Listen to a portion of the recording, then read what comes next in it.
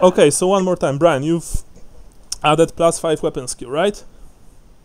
Strength. Strength, sorry. Sean, you've added willpower. Yeah. Okay. Michael, you are holding up for now. Yeah, I'm still filling out the sheet. Okay. Sean, you are making notes. The notes are created. We are back. This our probably, well, most certainly it's our last session this year. We'll be back with the Thousand Thrones next year. So, you guys went to sleep. I'm talking, of course, about Catvale and Conrad. You guys went to sleep in Helford, in Sylvania. that's a very nice place to to spend your time.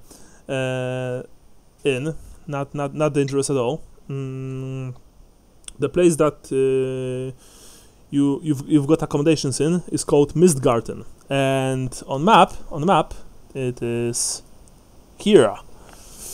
Meanwhile, your character Michael, whose name is Luther Krentz. Luther. You were given precise instructions from Sir Rolf a few days ago for whom to look. And you know that two men, well actually a man and a elf, just checked in the Mistgarden, the same place that you are staying currently. Gotcha. So my question is, do you want to do anything about this right now, or will you just wait for the morning? Because it's evening right now. It's late night. No, I'd rather wait for formal introductions in the morning. Okay, just so you know, you are that's what you know, Luther. You are now in Mistgarden. Mistgarden is located near the village of Helford, below Castle Helford. It's in Sylvania, and the ruler of this barony is named Lydia Plisitikos. She's a beautiful woman of pale complexion, and people under her rule are they're genuinely happy, which is something rather rare in Sylvania, because this whole province is just a dump. Sorry, one more time? I said that's super weird for Sylvania. Yeah, it is. Because even though Sylvanians are loyal to the counts, quote unquote, mainly because the taxes are lower when they when they're in charge. It doesn't mean that they are exactly happy people. Not with all the starvation, monsters in the woods, deformities, mutations, and other worse things. Gotcha. Yeah. So Conrad and Catvale, I don't remember from last time. Did you? Oh, and there's of course the light mage with you, whose name is Ludwig. Yeah. Ludwig, yeah. Yeah. By the way, Ludwig is still with you, even though Jason is not playing. I'm not going to magically make him disappear, just so you know. So yeah. Are you guys taking any watches at night? Yes.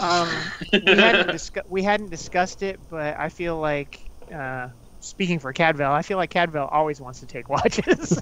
So, and also I think we're a little sketched out by the Strigony situation.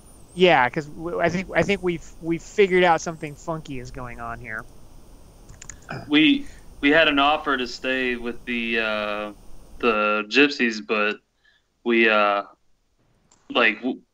had to report in here, otherwise it would have looked weird, you know what I mean? So we don't want to be here, but we have to be here. Yeah, interesting thing. I was looking for a Strigany artwork for this and other game, and I went to Pinterest. And since Striganys are gypsies, basically, in Old World, and in first edition they were even called like that. They were even called gypsies. I've typed gypsy, and Pinterest assumed that I was making a hate crime. Wow. Yeah, and they said that that this is something like against this is violating rules against hate speech, stuff like that. Like, so sorry, no gypsies for you guys today. I didn't manage to find any suitable artwork, even though I tried. Pinterest is can be weird like that. But I kind of understand that, in all honesty. Anyway, next day. Like if you kind of go around to like impressionists and expressionist painters, like in the 1800s, they loved to paint like the wagons and all that. You know what I mean? Like there's a lot of painters that did. Yeah, that's actually a very good idea. I will have to search for that. I think the Begenhafen Facebook page with the pictures uses 18th, 19th century pictures a lot. Anyway, next day arrives. In Sylvania, every morning is miserable.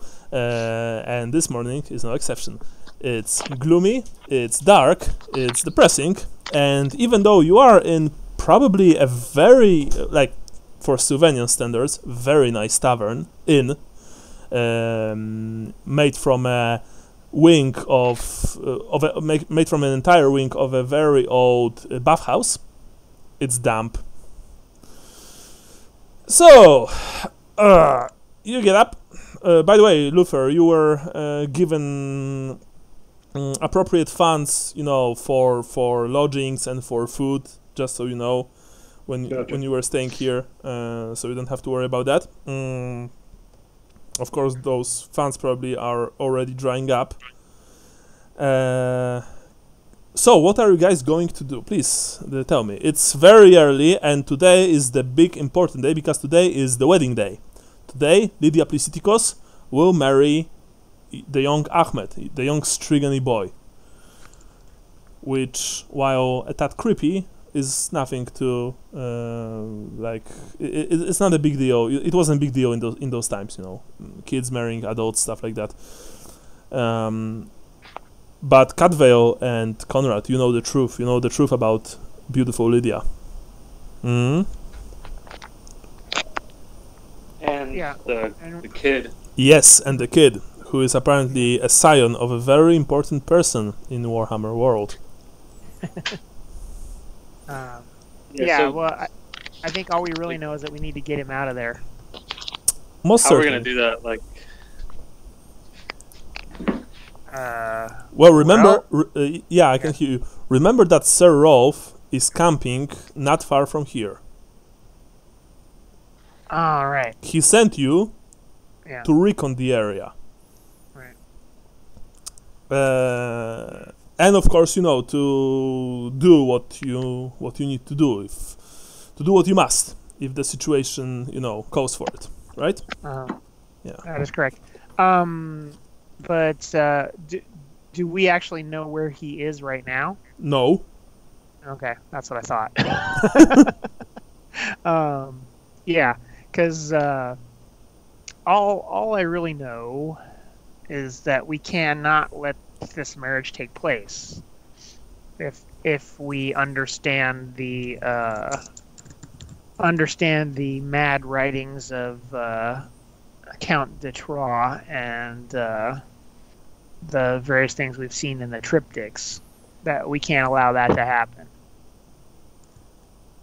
How long did it take us to get from the border of Sylvania to here? That was like 2 or 3 days? No, it took you 7 days, something like that. Oh my god. Yeah. So pretty much once we scoop the kid up, it's going to be a hell of a ride out of Sylvania as we're being chased by whatever. Yeah. For a week. Like, we definitely need to touch base with the knights that came with us. Yep, most certainly. Well, that's just it though. They like dumped us off here. They've given you party costumes, troubadour costumes, and they told you to get shit done. Right.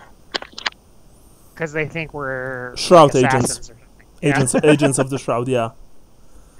Michael, you are actually staying in the room right, as it turns out, right next to theirs, and you can hear through the wall. The walls can't be that thick here. Yeah, you hear through the wall a discussion. Of course, you can't really understand every single word, or most of them, but you know that your not to say targets, but you know,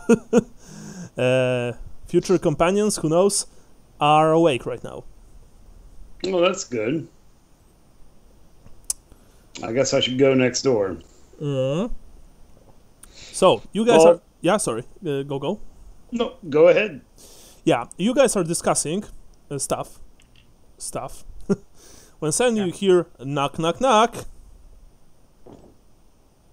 I get up and crack the door open. So you like open it just slightly. Yeah. Right. So I can peek out. Describe yourself, Michael, please. Yeah, about 5'10", scruffy black beard, and like weathered.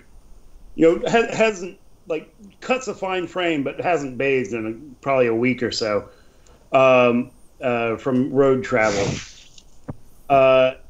Wearing the quartered yellow and green of Sterland under a shirt of mail is Luther Krantz.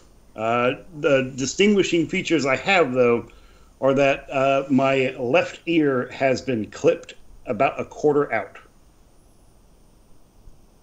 Okay. Huh. And what are you wearing? What are you armed with? Stuff like that.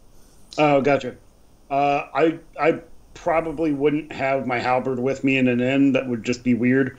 But on my belt is my dagger and mace, and I'm wearing full mail. Okay. Cadveo, you see a man who really doesn't belong to this place, to Sylvania, I mean.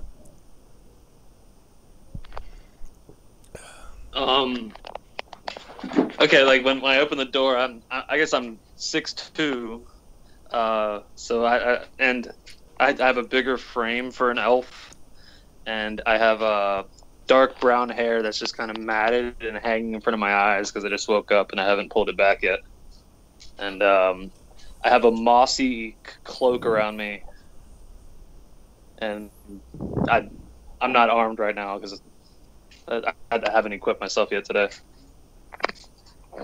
Yes. I take it you guys are the people I'm supposed to be working with now. I'm gonna furrow a brow and open the door a little bit more so that Conrad can see you. Conrad, describe yourself. Well, Conrad has a weird description, but he's kind of a wiry, younger-looking guy, sort of baby-faced even, but he has kind of a scraggly beard. 5'8". He's wearing, well, he sleeps in his mail. You can sleep in your mail, Conrad. I'm kidding. Okay. Man after my own heart. Yeah. Who has kind of a grumpy expression on his face. And it was like, who's bugging us right now? We're busy. Tell him to come back later. Yes, who is that? Asks the strange man in a white robe with a snake motif on his chest. You see that he has a long beard and he looks academic. You guess? I mean, anyone wearing robes that clean is probably an academic. Yeah, by the way, that's true. His robes are too clean for any place in the old world, honestly. I peek out in the hallway. You only see when you peek into the hallway, you only see Barzil and his wife Brunhilda, who of course, as usual, bicker constantly while they are preparing, the Mist Garden Inn for today's customers. You can smell the freshly cooked food, even though it doesn't smell that good. It's probably still much, much better than anything that, your normal Sylvanians would eat. And other than you, there are practically no people here. I'm gonna gesture for the new guy to come in so we could at least take this conversation inside. Okay. You make the gesture. I'll walk in and it's like, it's about time you were polite. Yeah. I hand you a lute. Yeah, that's... Play. No, I won't. I won't even try to lie. I'm not going to be able to play this thing. I look at Conrad and Ludwig. Who are you, good sir? Asks the man in white robe. And why are you in our room? Why are you holding the lute? And why are you wearing sterling colors? Recently transferred, ordered to come down here. Captain Luther Krantz of the 66th Halberdiers. Oh! I never heard of this regiment. I'm sorry. Nor did I ever heard of you, but I'm sure that you're a good man. Well... And he looks at you, Conrad, with this expression, say something, say something, say something. I'm writing. So you were recently stationed here. Well, what does that have to do with us? No, I was transferred here by, what's his name? Knight Captain... I can't remember. Rolf. The same man that escorted you here, by the way. Rolf van Linnen. Van Linnen? Van Linnen. Okay. I'm going to write it. I think he's in the handout section, by the way. Is there something we would have seen on the journey down that we could have him describe so that we know he's not just dropping a name? You don't know. Well, he did drop a name of the commander of Knights Raven. So that's pretty big. Okay. You guess. By the way, that's Rolf's full name. Yeah. Okay, got it. Yeah, but still, the awkward silence and slight tension in the room it is there. What were you instructed to do when you got here? Well, I wasn't instructed to. I just set down the lute. I was like, play anything. I don't know. He told me to be here in a room full of people, I guess, and help. I'm on leave. I don't really have much else better to do.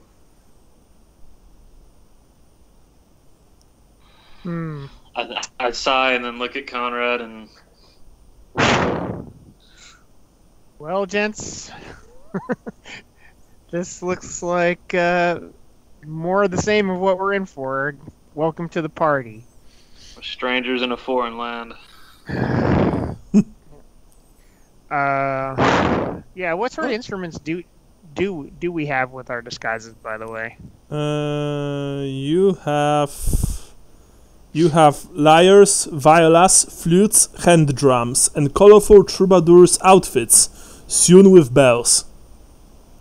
My suggestion, gents, is if we have enough hand drums, we just use those and we jettison all the other ones, because we can fake the drumming better than we can fake playing any of these other instruments. That would be number one.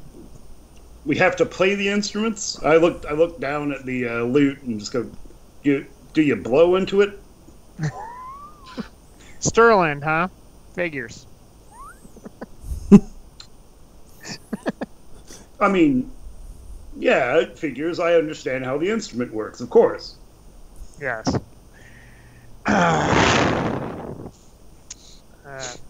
Well. Anyway. Let's go move on with the plan. We need to dress up as troubadours and bluff our way into this wedding and break it up as best we can and get Ahmed out in one piece. And if we see that nephew guy, we need to put a sword through him. By the way, you know that the wedding ceremony is conducted at Helford Hall. So that means that it's not in the castle, it's in the hall. It's number 3 on the map. I'm going to ping it. Oh, okay. It's right here. Right. Okay. So yeah, at the head of the square where we were, where we were when we came into town and we saw them setting it up. Okay. Yeah, precisely. And that's where we met Lydia too, right? Yes, on the square of Helford Village. What was that? That bridge? It's a stone bridge. Yeah, it's a stone bridge. It's in Okay. it's in good condition, like most Helford, which again is quite unusual for Sylvania. So there's not going to be any blow in the bridge or anything. Well, I mean, you don't even have. I don't think you even have gunpowder. No. Yeah. I have an axe. And if I recall correctly from the last session, God, what was that guy's name? So we learned last time that the guy who stole Carl from us. You mean Farouk? Yeah, Farouk. Okay, that's the guy. Yeah. That he's the guy that poisoned us and stabbed us and Yeah. did the blood magic shit on us. And yeah, slice you to bits. Yeah, exactly.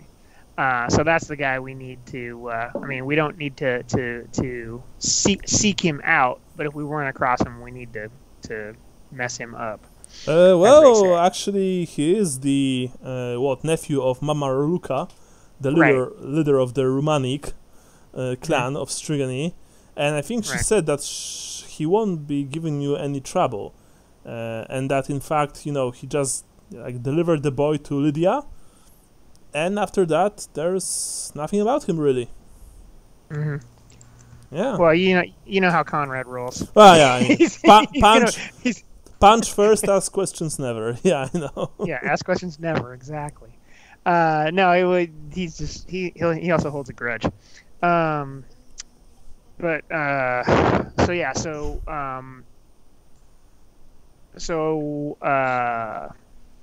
that's just it. Is we need to decide, and we thought that he had taken that Ahmed is up at the castle now. That's what we thought, right? Yeah. And so I think we briefly discussed sneaking up there at night, but decided that was a terrible idea. There was a plan like that? Wow. Well, maybe it was just in my mind. I don't think we discussed that. Yeah, maybe I made it up. Lydia did invite us to the castle, though, right? Actually, no. She invited you to the wedding. Well, because she thinks that you are the musicians, and you've tried to impress her yesterday. It failed miserably. So she didn't invite you to the castle, in which there was a party late last evening. But she told you to, rehearse your lines, improve your skills for this evening. Right. For today's 24-hour montage. Yeah, for today's wedding. Yeah. Because the guy who's taping this, he'll be only doing this once, and she wants it to be perfect. Yeah. Oh, never mind. No, I got you. Yeah. No, but you clearly didn't know how to play your instruments, which isn't surprising because Sir Rolf gave them to you right before right before you entered Helford. Right. Yeah. So, like I said, and you guys can argue with me if you want, but I think we should just ditch all these other instruments and just use the hand drums, because at least we can fake that. And does anybody here know any songs? I know basic marches. That might work. Have you heard Up and Down the Square? I know that one. Being a soldier myself. Yeah, I mean, Conrad, you see that, Luther is clearly a fellow, soldierman. I picked a lute up off the bed and bend the neck of it until it snaps. So, oh, you guys are going to have to play without me. Yeah. No, that's what I'm saying. Let's pick up the drums and everybody can. Actually, I just had an idea. Is it possible that you could say something in your elven tongue that sounds like a song that nobody can understand but you? Well, I probably know a few songs, but I don't have the singing skill. Yeah. Yeah, so you can probably sing, but you know, your singing skills are not remarkable. Yeah. So to speak. Like I know the songs, but yeah. Well, I'm just saying it saves us, you know, if people can't understand the words, maybe it'll work a little better. That's all I'm saying. Yeah. But in any event, I was my plan is just to go in there and do the hey nani nani and pound on the pound on the hand drum, you know, the tambourine. Well. Or you know, what shall we do with the drunken sailor?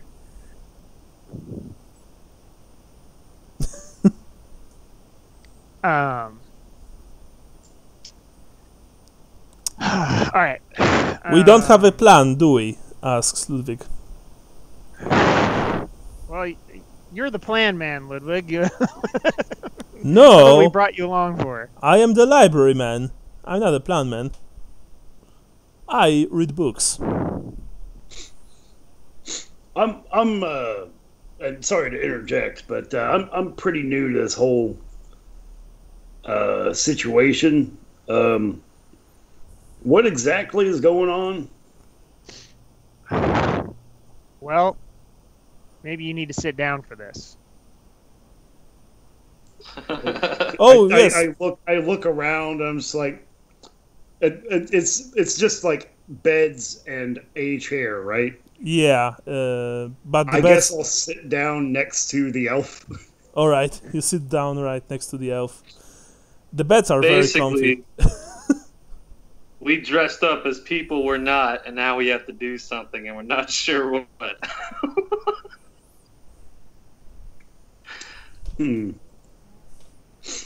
We are on a mission of great importance, and we've been mistaken for being the people to carry out another mission of great importance.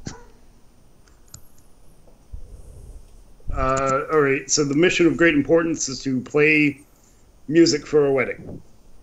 No, it is to stop this wedding and rescue the boy.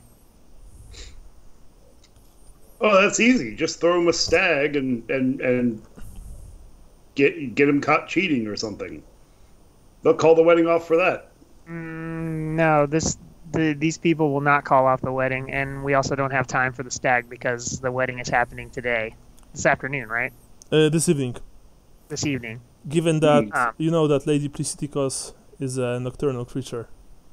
All right, got it. Or rather, Lady von Carstein, as you know.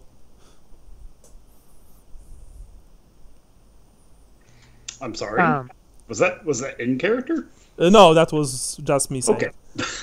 you still think that she's called Lady Plisitikos. Gotcha. I have no idea how to pronounce her last name, but yeah, Miss Lydia. Yeah. Yeah, Miss Lydia, exactly. We've seen her in action, though. Well, you've seen her in daylight when she arrived via coach and greeted you. Didn't we see her in the Nurgle Temple? When she No, grabbed that was... First of all, this were your old characters, and this was a completely different... Oh, holy shit, you're right, yeah. Yeah. Okay. It was half a year ago, so you know. Fucking quarantine, man. Yeah. Well, no, but I mean, we've had a few rapid character changes in the last while, so a few. It is hard to remember who saw what. Yes. Yeah. Sadly, this campaign works like that. The longer you play it, the more characters you lose. Yeah.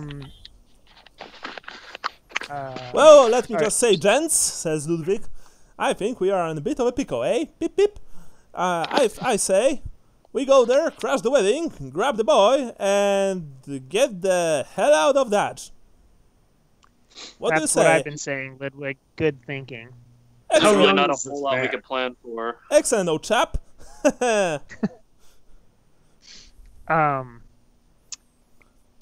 Yeah. So like I was saying, is we do our best to impersonate what we're supposed to be, which is troubadours. We do it in the least shitty way possible. Get close to the boy, grab him, and beat it. Maybe somebody will get. Is your horse here, Cadville? No, it's with the It's with the knights. the knights. Yeah. Oh shit. Yeah. Sadly. But our new partner here, he was dropped off more recently than us. Maybe he knows where they are. Yeah, Luther, do you know the whereabouts of Sir Rolf? Actually, you don't. You came here from a completely different direction, and you were contacted by a messenger pigeon. Yeah, I have no idea. I got a bird, flew into my house, and had a note on it. And honestly, the whole thing just sounds like a fairy tale. But here I am. Well, trust us. Unfortunately, this fairy tale is more like a nightmare, and it is real. You must be a poet. I'm gonna have a strong drink with my breakfast, I think. All right. Well, yeah. Let's adjourn this meeting to have something to eat. So in character, we do not know this woman is a vampire. No, you know that. You know that because Mama Raluca told you that.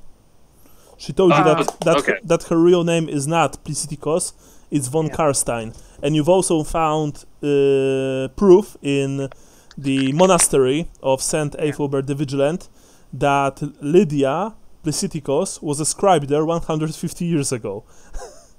So, yeah, I was gonna say, we know she's like 200 years old at least. Yeah. So that's saying something. Although you are surprised, you are surprised, because from what you know about vampires, well, when it comes to, folk tales, they don't really like the sun, and Lydia yesterday was walking in broad daylight. Oh, yeah. Okay.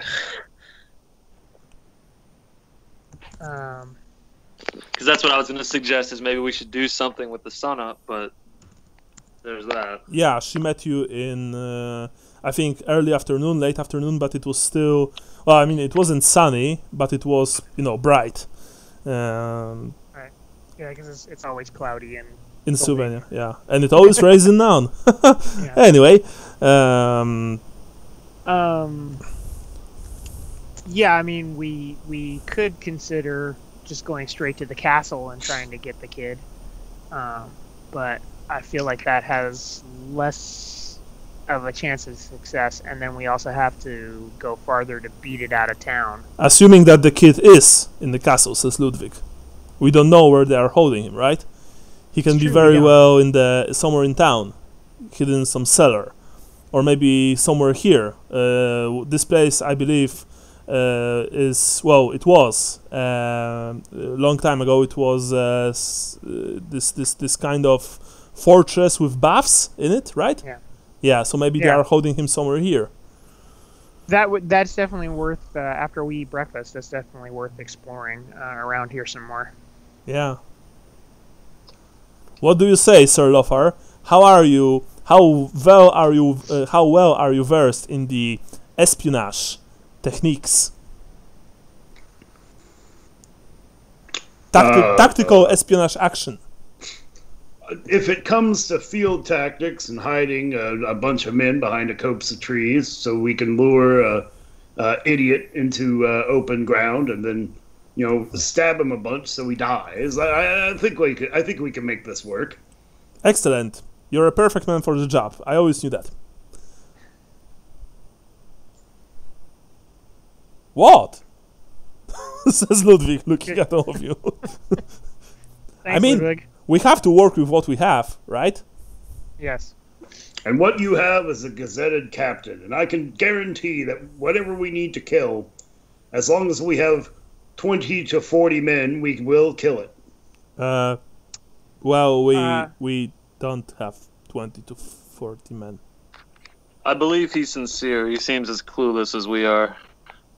We're all that we have here, Mr. Lofer. Herr Lofer, sorry. As for... Then I suggest a different plan. Perhaps a fire. That could work. But I like your thinking. All right. How would you do that? Well, you just start the fire and then blame it on somebody else. All right, but what do you want to torch? You want to torch the castle? You want to torch the hall? I may not be, I get it. Sterling gets a bad rap. I do. Not a whole bunch of bumpkins over in Sterling. I get that. But to my knowledge, stone doesn't burn, so I don't think burning the castle would work. Ah, well, yeah, that's true, says Ludwig. By the way, Michael, you see that Ludwig is like 60 years old. He is old. For an old warder, he's really old. Something adjacent to the hall. Probably a priest, maybe. Maybe. Well, I'll tell you what. Sorry, go ahead. Go ahead. Okay. Yeah, I like your thinking. I think a fire as a diversion is so that the rest of us, or two of us can nab the kid, two of us can start a fire, or one can start a fire and the other can go, "Hey, a fire! Everybody out!" I think that's a great way to sow confusion during the wedding. Was there a stable nearby too? Nearby the hall? No, not really. The hall. Okay. I think we're just gonna have to leg it. Yeah, this is town square. There are some wooden structures here and here. Here are the houses, the good houses, by the way. The best houses in Hereford are, of course, right next to the square. The further away from the square, the more dilapidated and disheveled the properties get. You know what I mean. I think more people would come out to look if it was a fancy house. Yeah, but I think the fire actually in the hall where we're trying to abduct the kid is the best way to go. Definitely, especially since we want to abduct the kid and not burn him to death. I think we should burn the hall, says Ludwig, with an irony in his voice. How fancy of a wedding is this? Are they gonna have like streamers up? Are they gonna have lanterns all? You saw that, Michael, by the way, when you've entered Hereford. It's very fancy. The entire village is preparing for the wedding. There are guirlands everywhere, flowers. Even though it's very early spring, fantastic. The wedding is clearly the most important event in this part of Sylvania right now. And I would like to point out that all of those nice decorations they put up, all that pretty crap, is perfectly flammable material.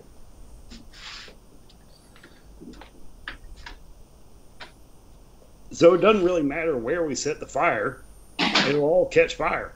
As long as we are not spotted, adds Ludwig. Well, if I have reason to be away from you guys, I can handle that part of it. Well, yeah, but I'm also not especially keen for us to split in this hellhole, says Ludwig. Well, strength in numbers and all that. Yeah. Well, that's why I'm saying if we're all staying together, it seems to me that the only way we can set something on fire is when we're in the hall itself. I mean, because we have no idea the timing of a fire if we set it somewhere else and then go to the hall. You know what I mean? Yeah. Unless somebody ducks out and does it, but then that goes against what Ludwig was saying about sticking together. Oh, it's only a suggestion, says Ludwig. Mm-hmm. I have a question, Michael. Yeah, sure. Shoot.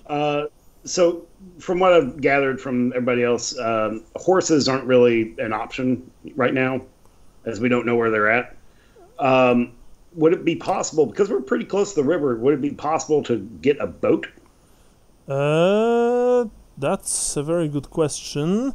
That said, you would have to check if they have boats here, because believe it or not, it's not that obvious. Gotcha. But yeah, that's actually a good idea to see if it's viable.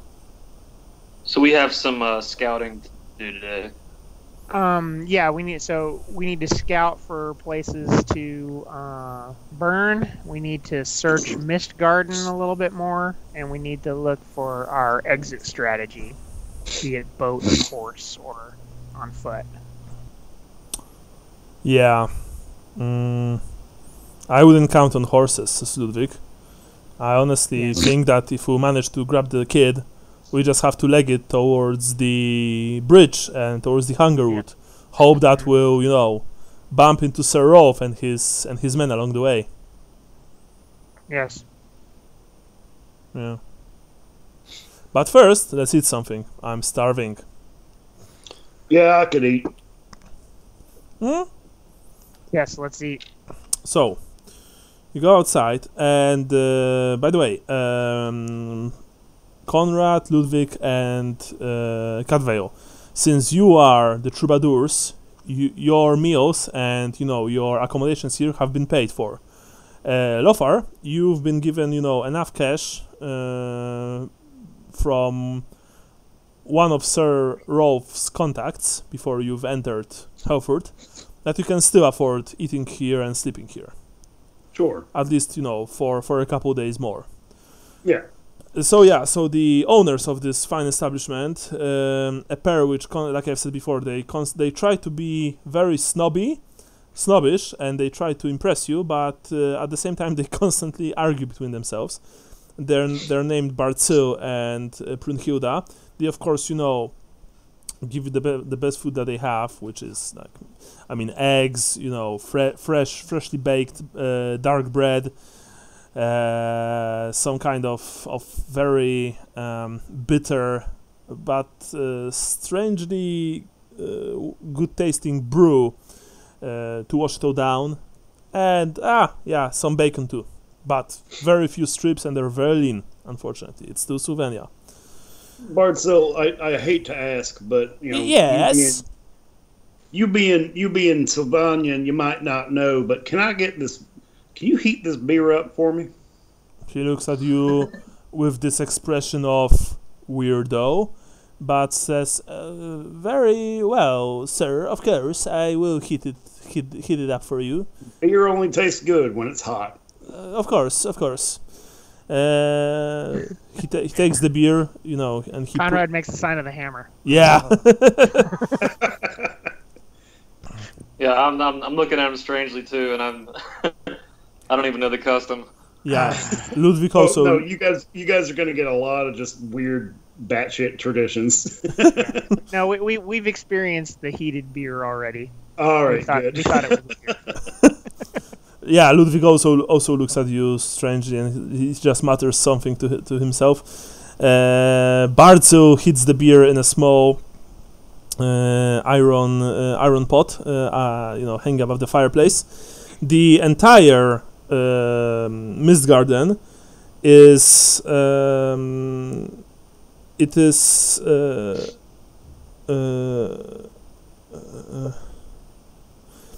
sorry. It is built from the common room of the old guardhouse, and it features 2 rows of oaken banquet tables and benches. The tavern is decorated in a hunting theme, and the walls are covered by trophy heads of an exotic assortment of animals and monsters. A poorly staffed stag head, infested with moths, frequently falls from the wall. In fact, it fell as you were sitting at your table. And the sharpened tines of its horns become stuck in the floor, or, you guess, in the hapless guest, with the misfortune of standing below it. Your private rooms were built from the old guards' barracks and house up to 4 guests apiece. And the good thing is that the old banks have been removed and replaced with large antique poster beds and other amenities acquired probably from Lady Plisitico's collection, we guess, because the rooms are very comfy. Anyway, Lothar, you've been given back your beer, which, believe it or not, when it's heated up, it smells and tastes even worse. Perhaps to you. Oh yeah, well, that's well, yeah, of course, not to a Steelander, of course. But I mean, you guys, the rest of you, when you can smell it, it's like, yeah, this does not smell good. I sit with them at the table and take a long drink of the beer and put it down. It's like, it just makes everything flow out much easier. Well, good to know. I'll try to stay upwind of you.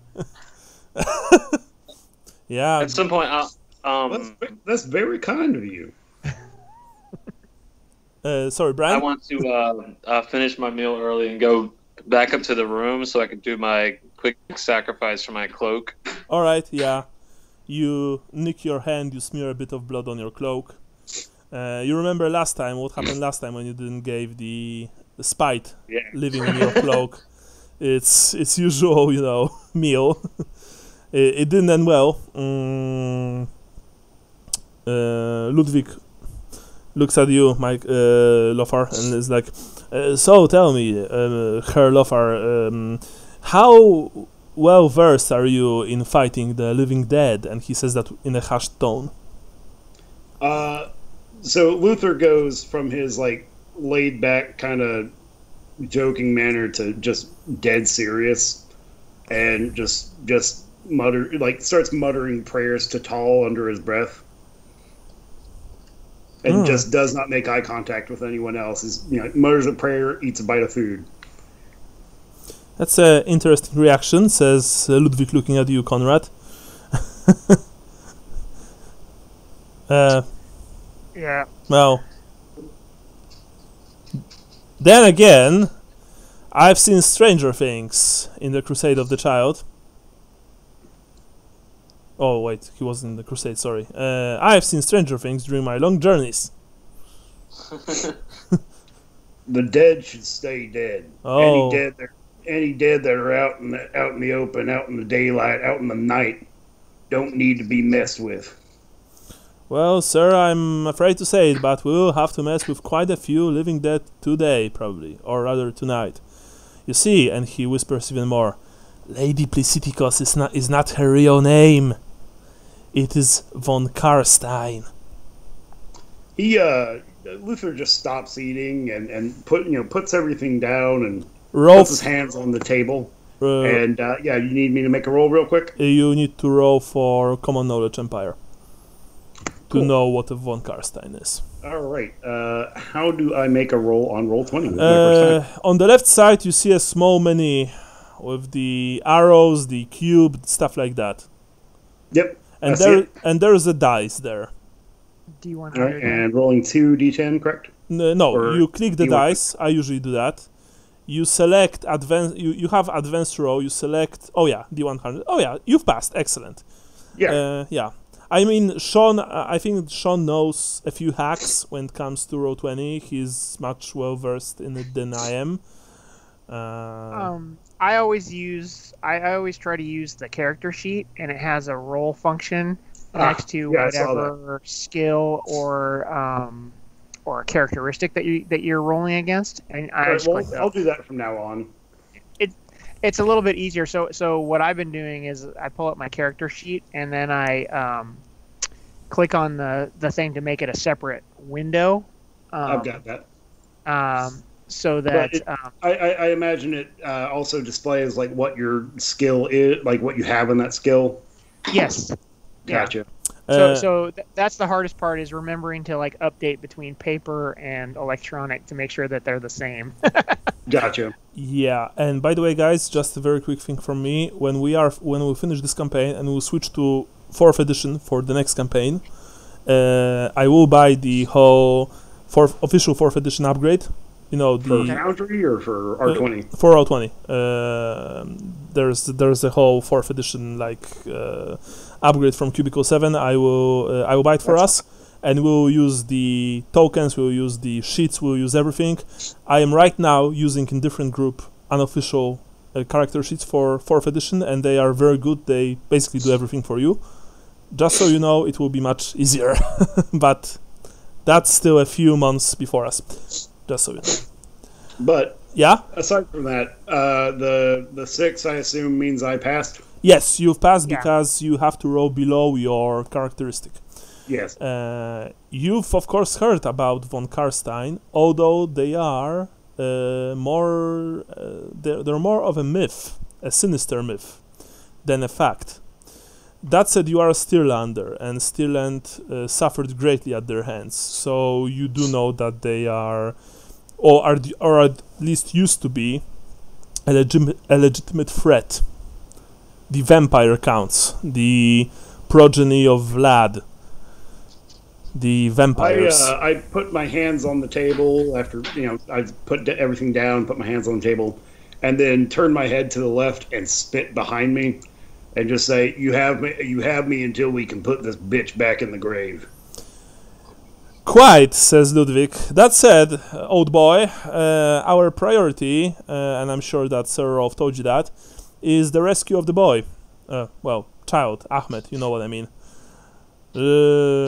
Although it might surprise you, but Miss Lydia and her undead existence is... I would also like to, let's just say, end it.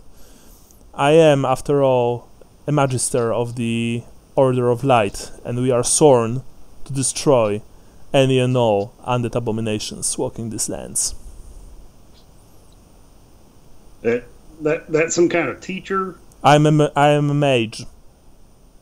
A spellcaster, a magician.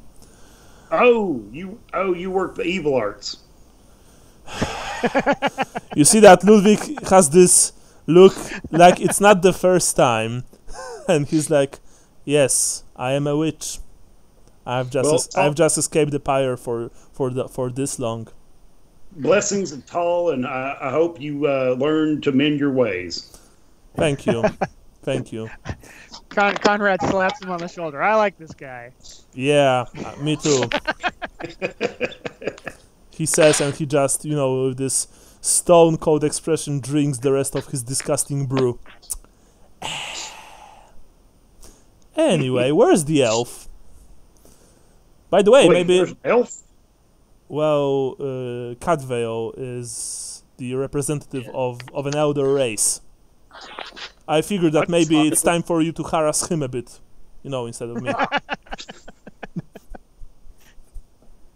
That's completely fair. I'm sorry. I should have minded my manners. You're all new to this. No. Don't worry. I'm accustomed to this. I think that Cadveo is too. Cadveo! He yells. Get over here! Right now. Yeah. Now that you see, Conrad, Cadveo is in fact an elf. You just didn't, put it together before. I just thought he was sick. I thought he just didn't eat much. No. And there's fresh blood on the bandage on my hand. Yeah. You see that? He obviously has some conditions that he needs to see to. We should send him to a surgeon. Oh no, it's not that, says Ludwig. It's about his cloak, but it doesn't really matter. Maybe I'll tell you one day. So, what do you think, Conrad? What do you think we should do now? Check out Mist Garden. Yeah, I think since we're already here, let's investigate the Mist Garden, and then let's go down to the town and investigate those the flammability and/or escapability of the square. Hey, Michael, can you ping on the map where the Mist Garden is? Yes, it is number 1. It is here. Oh, okay. I thought that was the castle for a minute. No, castle is not on this right. map. Actually, the castle is not on this map. The castle. It's just beyond that, though, right? Oh, I see it. Yeah. It says a quarter mile. Is that what it says? Yeah, I think it is 1.4. Yeah, so that's. Here is the Rumanic camp, but you haven't been there, Lofar. Here's the wading pond. None of you were here as well. and here's the square and the town hall, the Hereford Hall. Yeah. So you get up after finishing your meal and you move towards the private spa.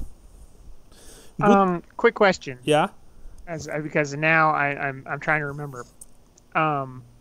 Do we have all our armor and weapons, or did we leave them before we went out of town? I don't remember. You have all your armor and weapons with you, I believe. Okay. Yeah. I think we were just discussing last time about how we handle that when we have to pretend we're troubadours. That's a very good question, and Okay. I would like for you to discuss it in game as everything. How do you plan to do this? Because you guys, all of you know that if you will pose as troubadours and enter the hall armed with double-handed weapons and armor, no one will buy that. With my cloak, could I look like myself in the outfit, but have my gear with me? No, because your cloak allows you to look like someone else. Okay. That's this very specific thing. It doesn't allow you to look like you, for example, from a few weeks back. It allows you to look like someone whom you saw, and and that's that. Okay. Yeah. Well, I think we could probably make a case, if and we had a good enough liar, to make a case to, the wedding party that, troubadours carry weapons. They ain't never heard of the troubadours. We're We're the troubadours. The troubadour warlords. troubadours fighting each other for the limelight. That's just how stage work works. Yeah, says Ludwig. I don't think this will work. But we can always try, of course. I don't have a better idea, so I'm not going to say anything. We can scout for stash spots while we're there too. Yeah, for right now, let's not worry about it. The other question, let's search the mist garden. Let's do that. Let's search the mist garden, and then we'll have a brief meeting before we go on to the next part. Yeah. The Gothic edifice known as Mist Garden is the last remaining wing of a long-destroyed pre-Empire fortress dating back to the Styrian kings. It is built atop a network of natural hot springs, and you know that it contains a magnificent spa and bathhouse that feature supposedly beautiful mosaics. It was forbidden to outsiders for a long time, but recently Lydia opened the doors to visitors. The guardhouse has been converted into the tavern, and of course the spa section has been restored and is now fully functional. Do you try and enter? You can enter the spa, but you know that there is also the private area. Mama Raluca told you that there's an area only for Lydia.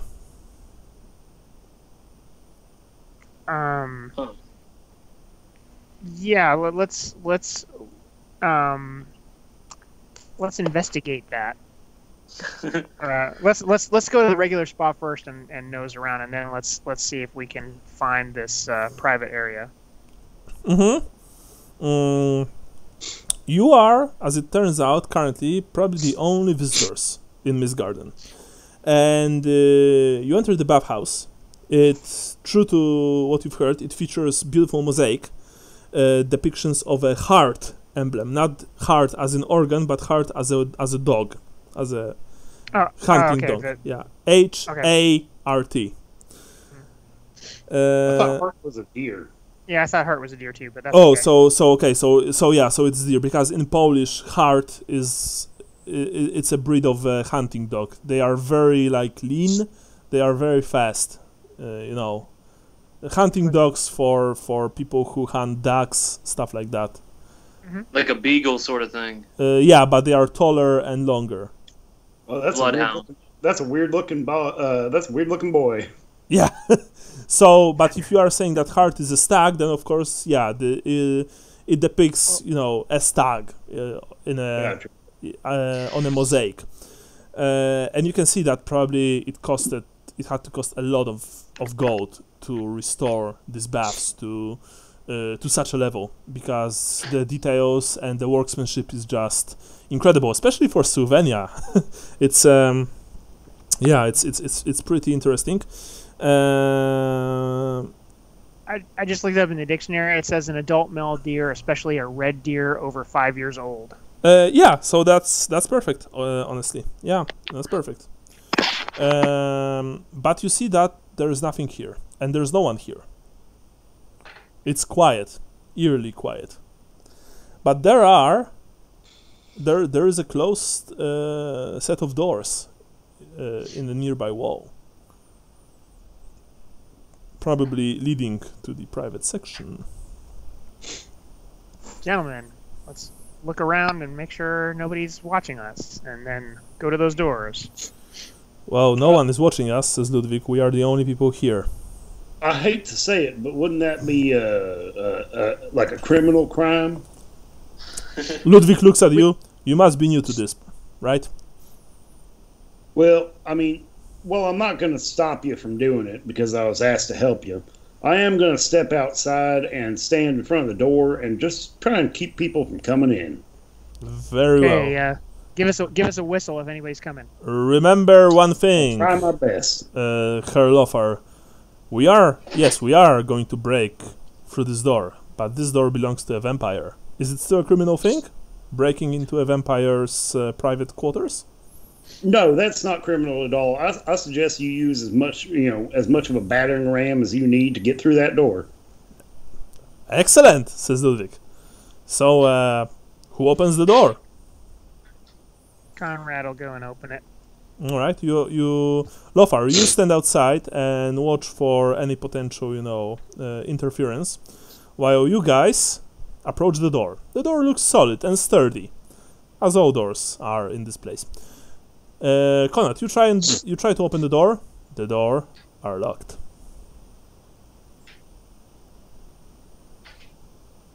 Wizard, do you have any spells that would open this door? Yes, hocus pocus abracadabra. I'm going to conjure a fucking lockpick from thin air. He looks at you. I don't know how magic works. I can summon a burning gaze of Shem to burn the lock through, if that's what you wish, but I'm not going to, because this would be, what's the word? This would be irresponsible. Thank you. Well, my question is, are y'all just trying to make it like I'm standing outside of this door, right? This door or the door leading to the overall bathhouse? No, this door. Okay, this door. So you're standing right next to them. Okay, yeah, sure. Gotcha. Well, my question is, are you trying to make it so it looks like you didn't go in, or are you just trying to get in? Well, Ludwig looks at you, Conrad, and at you, Cadvale. I don't know, honestly. Well, I don't want people to hear me chopping the door down, if that's what you mean. Leave no trace. Cadvale, you are the stealthy one. Maybe you try. Use your lockpicks. I don't think I have lockpicks, do I? You're useless. Yeah, that's a different character. The wizard who can't magically open the door. Well, excuse me, I can't open the door. I can heal people with magic. I think I can see if it's trapped. Yes. You're telling me a man who has conspired with the dark powers cannot, for the sake of anything, open the way to the secrets of a fucking door. I swore my life to destroy the dark powers that you ignorantly speak of, Stirlander.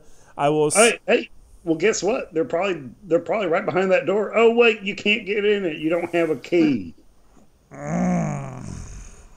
Well, maybe our next point of order is to find a key to this door. Wait. We don't have time to look for a key. I mean, Bardzo probably has it, but we don't want to attract unnecessary attention, do we, Conrad? Well, how many punches do you think it would take to put him in his place? I've heard about you punching the man outside the Wurtbad, and what happened to you after that. Thank you very much. Can I go have a talk with Bardsill? Yeah, sure. I just walk back out over to the. I mean, it's a separate building, right? Yeah. It's nearby, but it's a separate building, of course. Yeah. Back over to the bar. How busy is the actual bar? It's not busy at all. There's no one here. All right. I walk up, put my arm on the bar, and just go, "Hey, Bardsill." Yes, says the man. He looks at you in a snobbish way. How can I help you? You know that elf with me? Yes, I do recall this specimen. Yes, he's a tourist from far off Elfland, and he's kind of a pervert, and wants to take a look at the private room that Miss Lydia has. He really likes architecture, and he really likes drawing pictures of architecture to show to the elves, to show them just how much better we make things here in the Empire. Is there a possibility I could get the key to that room from you, or maybe give you like a down payment to let us into that room for a little bit? You see that the man went a bit pale when you said that. Sir, these rooms, they are only allowed to be visited by Frau Plisitikos herself, and these were her explicit instructions. How about 5 gold? Roll for charm, basic. Okay. You want to reroll that with a luck? Or do you want to give him more gold, perhaps, to get that bonus? I could. I mean, I have the 5 gold. I pull 5 coins out and I put them on the bar, and I pull out 2 more crowns and put them on top and say, I mean, he's really insistent, and there could be a good bit of money to this pervert getting what he wants. You got okay, so you don't have to use luck. You can roll once again, this time with a +10. Okay. Do I click on the +10 or? It depends. I always just I do this all in my head. I mean, I roll and I. Well, I'll go ahead and roll then. Yeah. Nice. This is the ultimate success, 0-1, by the way. Just as 100 is the ultimate failure, ultimate botch. He snatched the money very fast, like. If he only wants to look, I think there's no damage in that, he says. Exactly. Yes. And trust me, Bardsill, you make the best hot beer I've had since leaving my home, Sterling. I won't tell a soul about it. I'll tell everybody you have the best beer in town. Oh, thank you, kindly, sir. This is very nice of you. This is very nice of you indeed. He says, drooling slightly, and then please follow me. He says, he grabs a key from under the bar, and he moves out from the building towards the bathhouse. Walk back. Just like, hey, Casvale, I got you your key, you pervert. Yeah, you guys see that Lothar, who basically looks like a brick house with weapons, just returned with Bardsill, who opens the door for you. But please, be quick and don't touch anything, he says. I'll be waiting outside. He points his head to the door leading outside. Of course. Thank you, pervert, he says, and he leaves. I will say, is it Luther or Lothar? Luther. I will say, Luther, I am very impressed. Quick thinking. I do say, oh chap, you are mightily skilled in oral coercion, says Ludwig. Well, I mean, the people of big cities, and this is a big city, do enjoy oral pleasure. I think it's important that you give oral pleasure to as many people as you can, by which I mean talking. And not the other thing.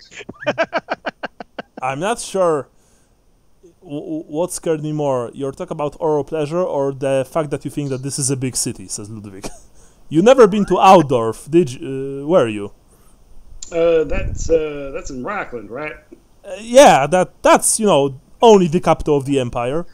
Oh, that's like 1,000 miles away, man. I ain't going to go that far. Right. Anyway, I am, as just like Conrad, very impressed by your skills, and I'm pretty sure that Pervert Cat Veil is impressed as well. It worked. I don't know what the pervert part's about, but Hey, bud. On that note, can we take a quick break? I need to. I'm beginning to taste it here. I need to go to the bathroom. Okay, yeah. 3 minutes break, and we are right back. I'm also going to pour myself something to drink. All right. Yeah, I'll be right back.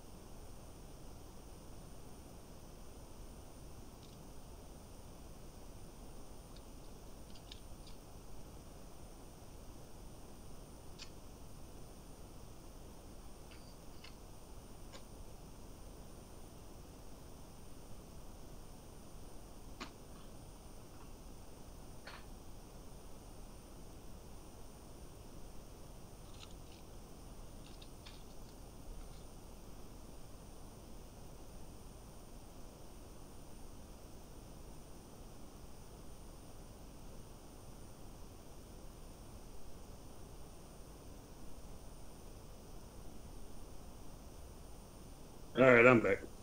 Oh, cool. Yeah, good thinking there. That was a good idea.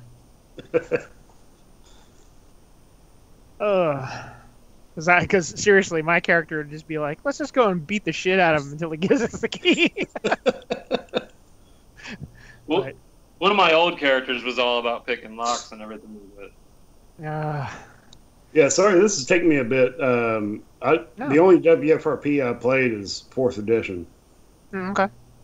So, No, you're doing fine. It's not much of a change, really, but It still took me a bit to figure out how the character build goes. Yeah. No, you're fine. Yeah, and then if you haven't played on Roll20, and also the way that second edition is on Roll20, it's a little clunky. Yeah. Every group uses Roll20 differently too. I've noticed. Yeah. Like, I don't know if you guys have ever played with any other groups on Roll20, but like every group seems to utilize different tools and stuff on there. Right. We used Foundry for a Dark Heresy game for a while. I like them, all right. Yeah, I did a little bit of Call of Cthulhu. I guess it was 6th edition on here, and then I played one of the Powered by the Apocalypse engine. Which one? It was the fantasy one. I forget. Which was kind of interesting, but that got derailed. It was my brother and I playing with this other guy, and then the other guy, after we played Call of Duty, was like, "Oh, I want to DM this," and so we did it. And he brought in these 2 other guys, and the 2 other guys, my brother had something. He like played one session, and then he wasn't in the next session, and the 2 other guys just like derailed the whole game like immediately in the second session. That's no fun. Well, they were just the type where apparently these guys had all known each other for a long time, and the guy who was DMing was always like, he always like makes this whole story and backstory, and gets all into it and blah, blah. And then these 2 other guys just like apparently always try to derail it. So we're going along in this adventure, and I was like, "Oh, you see a column of smoke over there?" I was like, "Oh, well, I want to go over here." So then the whole thing was that they somehow we captured this ship, and they wanted to sail down here, and it's like, "Oh, I want to cash all this in and turn it into a gem that I can hide in my boot." It was like, and that was like all they wanted to do. I was like, I only pay for things in uncut jewels. Well, the main sticking point was that the guy wouldn't let it go that he couldn't convert, whatever the amount was into that exact amount of gem. It's like, there's margins, there's making a profit, so they argued about that for about 20 minutes. If there's anything about a role-playing game I love the most, it's got to be the economics of changing jewelry from money. Yeah, exactly.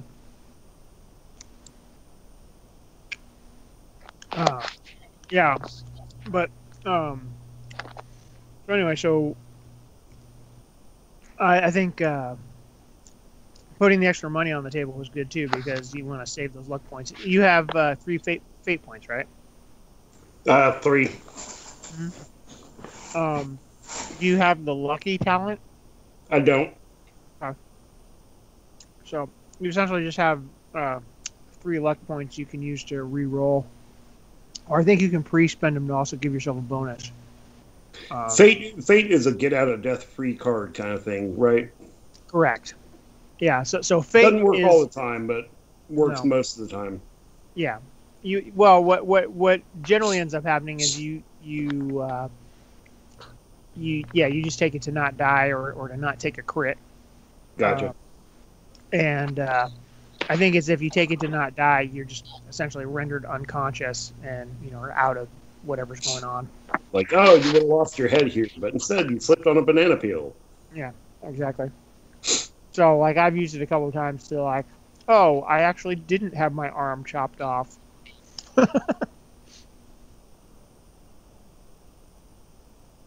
But I think so luck points are just useful. Usually would you say we use them mostly in battle, Brian?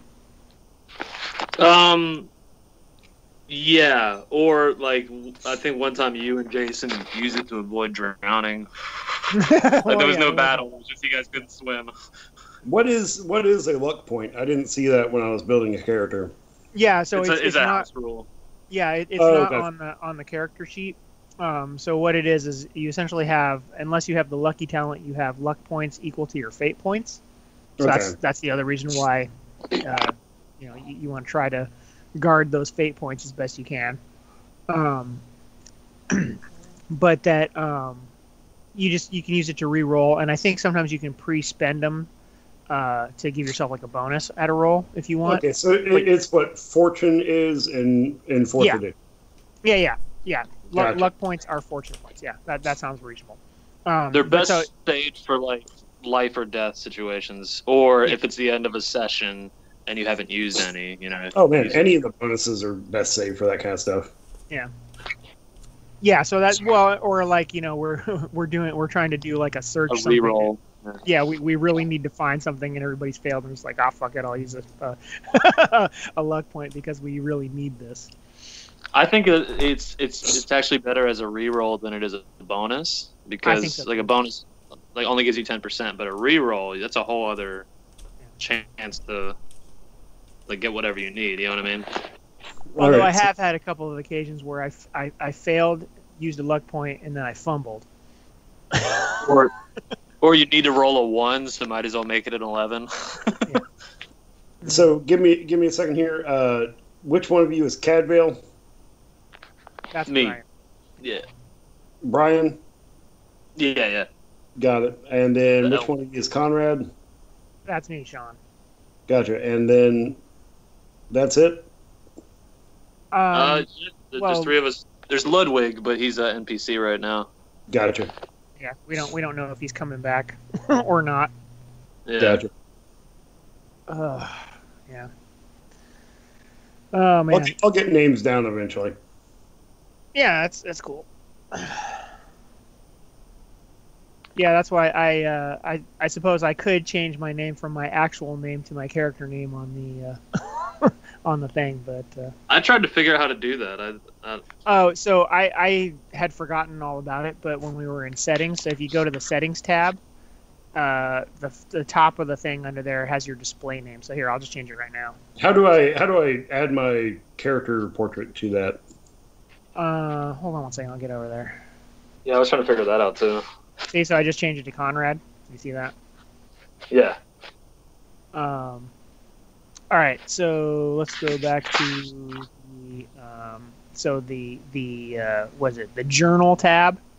Gotcha. So, and then you're going to go down to characters, and so then you've got your new character, and if I click on that, I think I won't be able to do anything, but you should be able to click on it, and where it says bio and info, there should be a square, and you should be able to either click on it and upload a file to that, or possibly even drag and drop it. I don't have permissions to do that, so I don't see it. I see. No, I found it.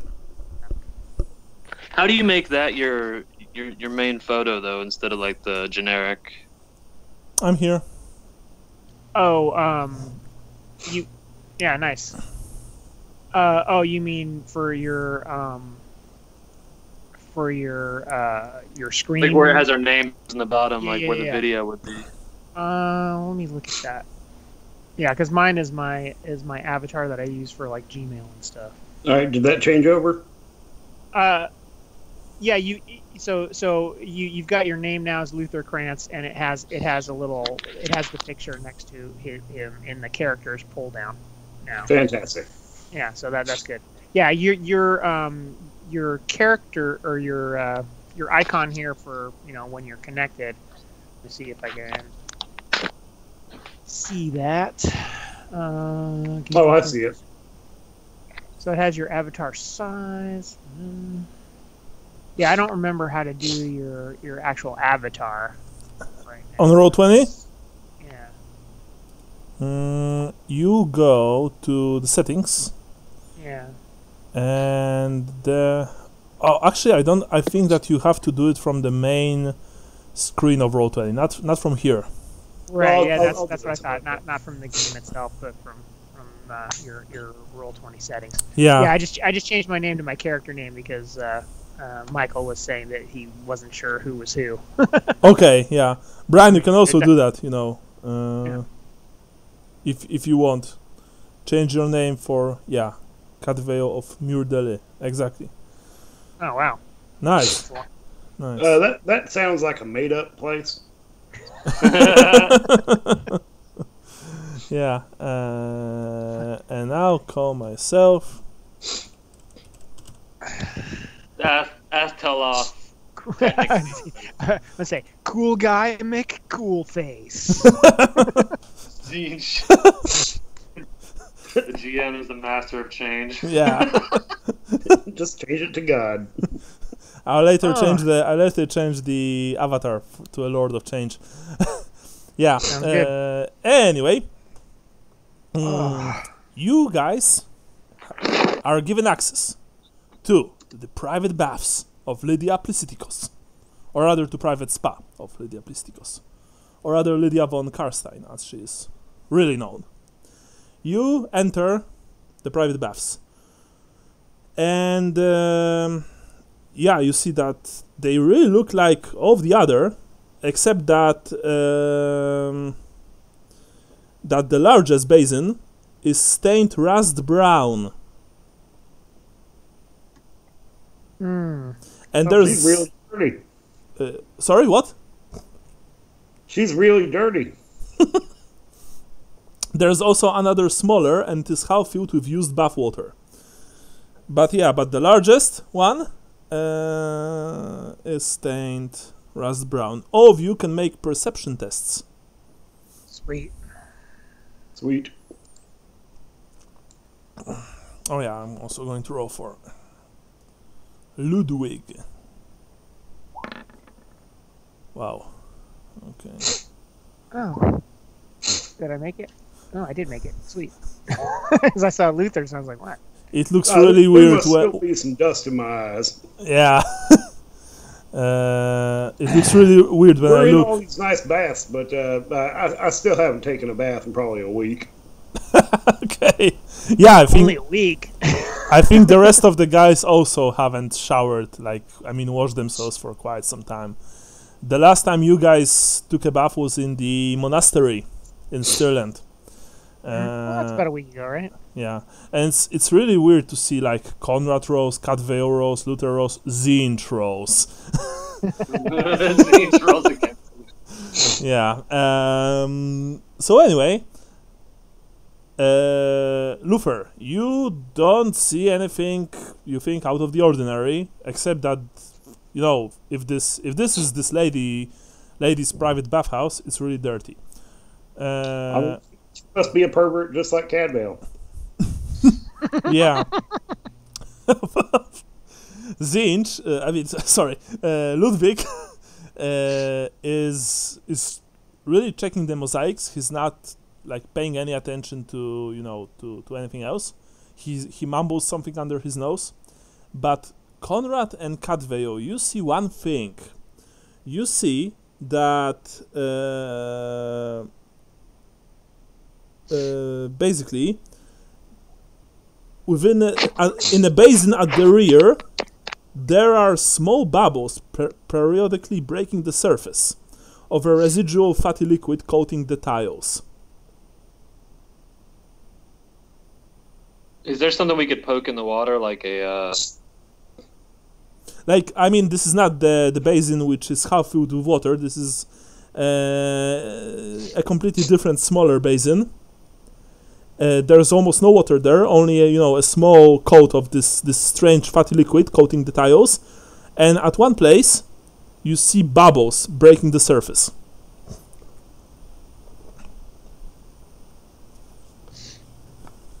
Okay.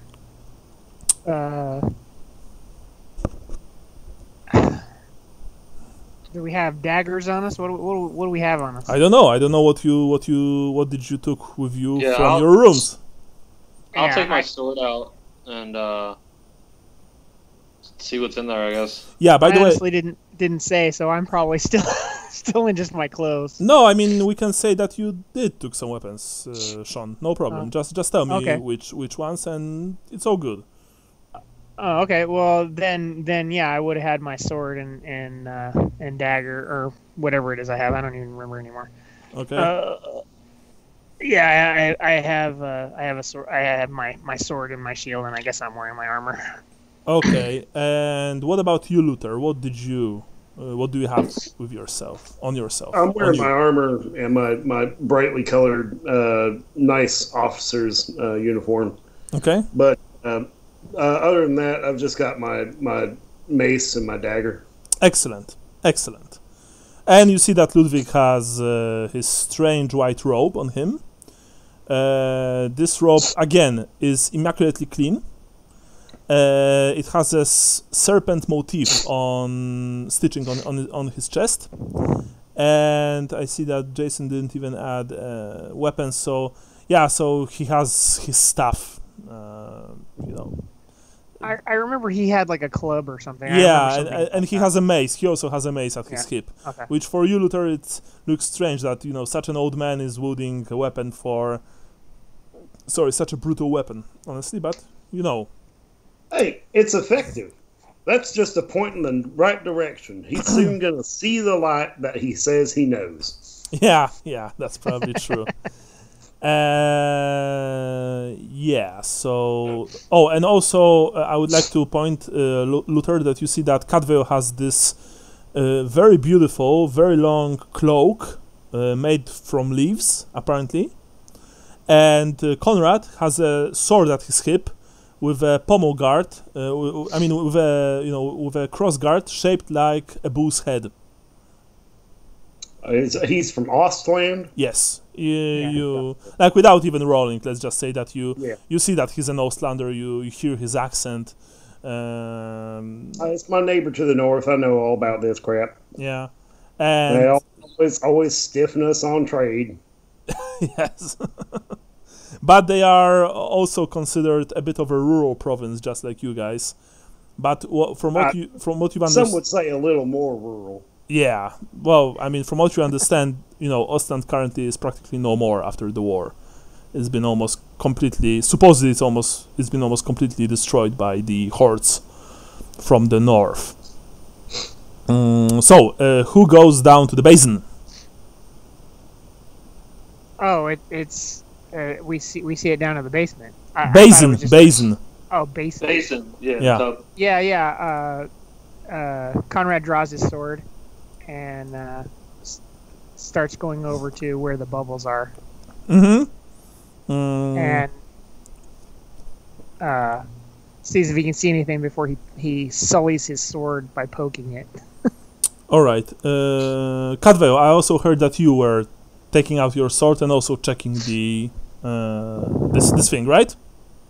I'll have my sword out, but if Conrad's already prodding it with his sword, like, I'm just basically in case something jumps out. All right.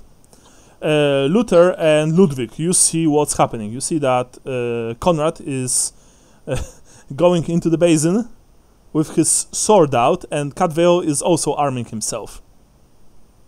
Is there like a monster in there or some kind of... What you boys so scared of? I'm just staring at the bubbles. Something is bubbling in this basin. She was probably just cooking some bacon in there. You don't smell anyone cooking anything, honestly. But Luther, when you look at at this basin, you now see the bubbles. No, that's a good point. That's real fucking weird. Somebody poke it with a sword or something. Conrad, you poke it with a sword. You quickly discern that this is a poorly concealed trapdoor mechanism. Yeah. It is imperfectly sealed, basically. And that's why small bubbles break the surface. You don't see any lock, so you guess that you can just open it normally. Is there any kind of like pitcher or bowl or something I can scoop the scum off the top before I try to open it? Well, I'm not really, and I mean, the scum is just like, it's half a centimeter of it. There's very little of it. There's this just, thin coat of this scummy, fatty substance covering this entire basin. Yeah. Okay, well then I just root around and try to open it. You see that Ludwig says, "Wait," and he goes to the door leading to the baths, and he quietly closes it. Now, he says, "We don't want this innkeeper, who I'm pretty sure is a snitch, to look what we are doing, right?" You got it, Ludwig. Hell yeah, he says. Bro. Yeah.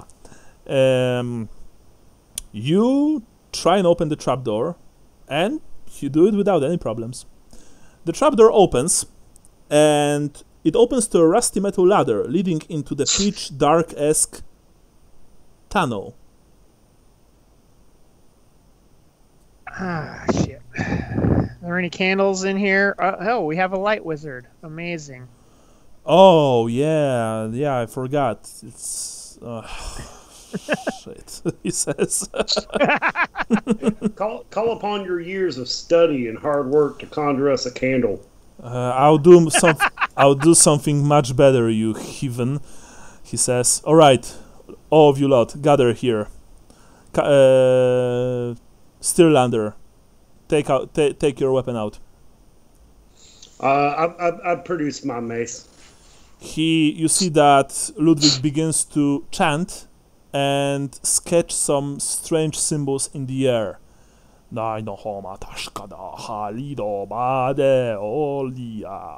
He says, and I whisper to Conrad next to me, I'm like, "Are we supposed to be doing this as well?" Ludwig just chants and just shakes his head and gives you this look of "shut the fuck up." And now, oh yeah, actually, I could even. Suddenly, Luther, you see that your mace begins to glow, like it begins to emit a steady stream of light, akin to a single torch. I drop it, and Ludwig is like, "Seriously, man?" Can I kind of put my foot out so it like hits my leg before it clunks on the floor? Yeah, you I just did. want to muffle the noise. You did. Fortunately, he dropped it lightly, so it didn't hurt you. But it was like, whoomp.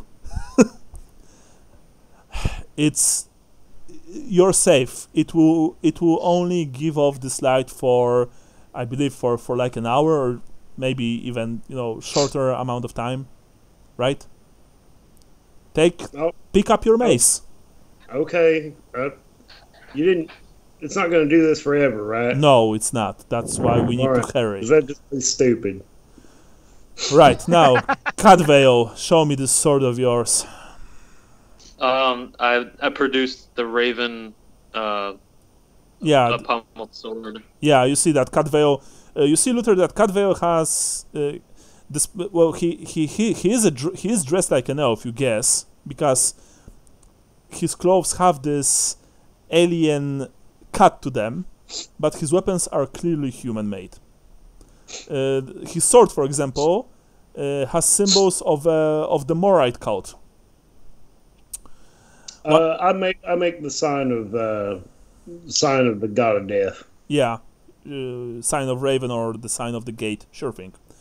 Right. The magician once again, begins to sketch things in the air and like he passed. I would check doubly, but unless Jason made like a wimpy magician's character, I think that the guy passed. I'm pretty sure he did. Yeah, he did. All right. He's pretty good about that sort of thing. Yeah. I'll use 2d10s because I don't want miscasts. I forgot about that. No, actually, it's good here. Okay, yeah, it's good here. And your sword, Cadvale, also begins to glow. This glow, by the way, is very pleasant. It's not like a glow from a torch. It's like this warm, comfortable, glow of an early summer sun. I kind of wave the sword around in the air curiously, like to see how it emits light. Yeah, it emits like the light is not like remaining behind it. The light is coming from the blade itself. Well, actually, from the entire sword, honestly. Now, Conrad, your weapon, please. Mm-hmm. He holds it up once again. Ooh. And now I'm going to reroll. Whoa. Oh, fucking! And he explodes. No, because I'm only channeling right now. So yeah, I'm going to reroll. First luck point goes for his character. Yeah, that's much better. Thank you. I like you saw that at some point Ludwig like frowned and he stopped and like, that's not right, and he started once again. That's why it took him a bit longer with you, Conrad, to do what he did to your comrades.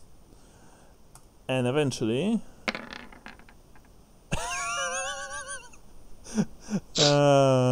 Shit. Okay, I'm going to reroll this one.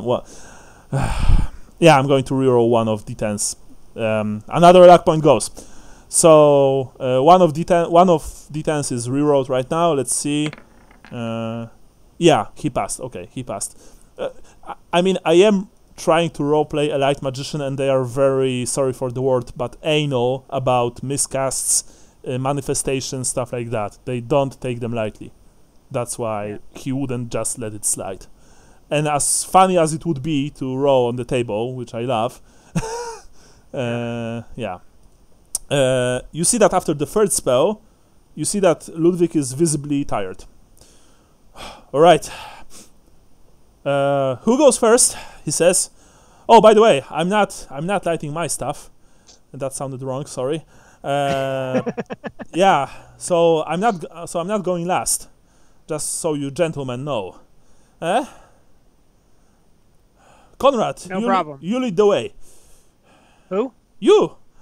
Yes. I was going to go first. I know. That's why I'm saying that you are going first. Yes. Cadveo, you want to secure our backs? Sure. Oh, motherfucker. Luther, you go second, I guess. That's all right. No, I got it. Thanks. You descend into the tunnel. It's good thing that you have sources of light, because the tunnel is, I'm not even kidding, pitch black. When you go down the rusty metal ladder, you think that you know what this tunnel is, like what its function is. It's an escape tunnel of sorts. The air here is damp and it's heavy with steam, and water collects in puddles on the floor.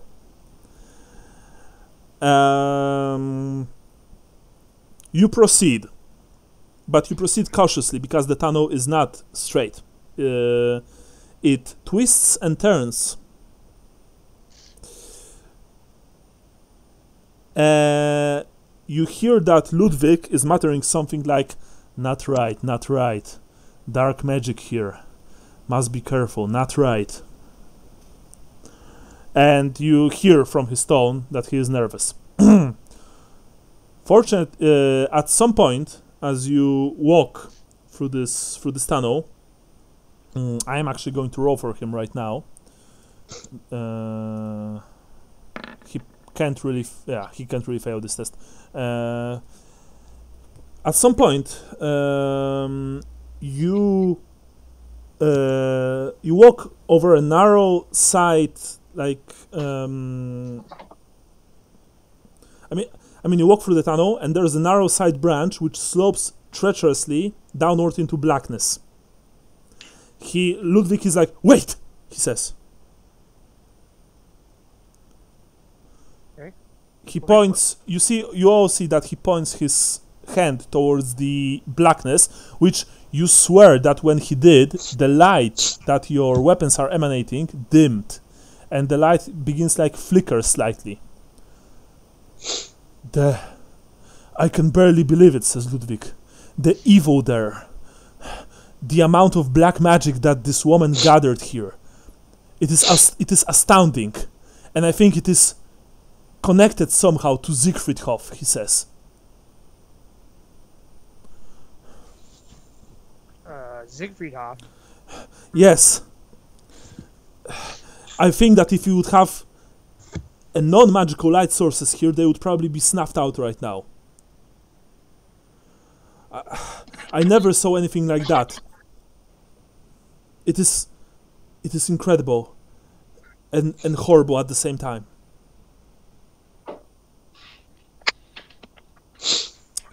Yeah.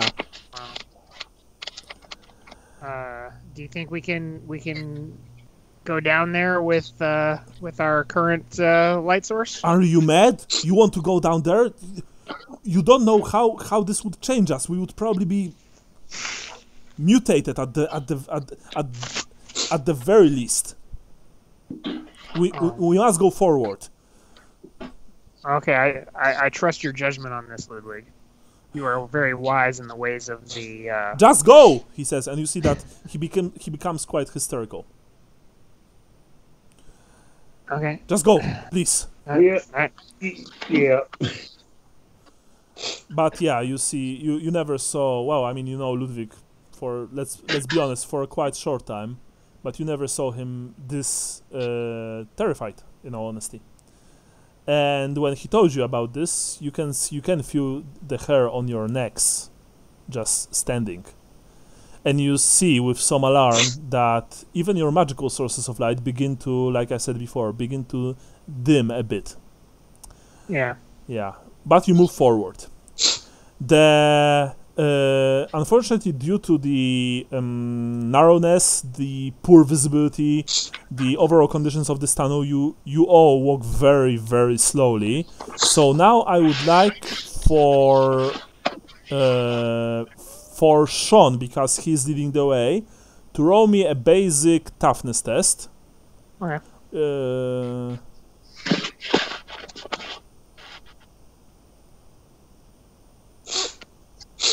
Nice.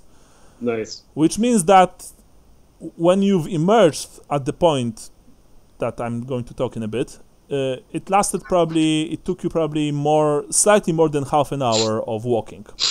But during this half an hour, something happened. Or rather, something might happen. I will ask for you all to make me some rolls, but I need to open my book. Actually, no, I'm going to open my... But I have Polish version, so maybe this is not a good idea.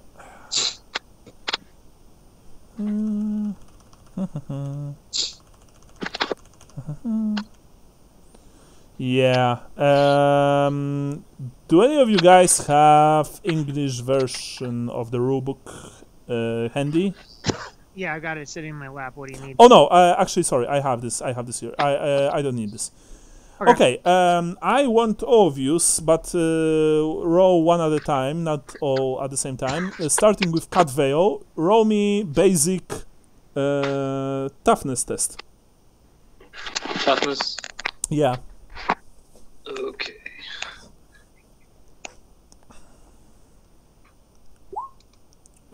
Excellent. Now, Conrad, roll me toughness test.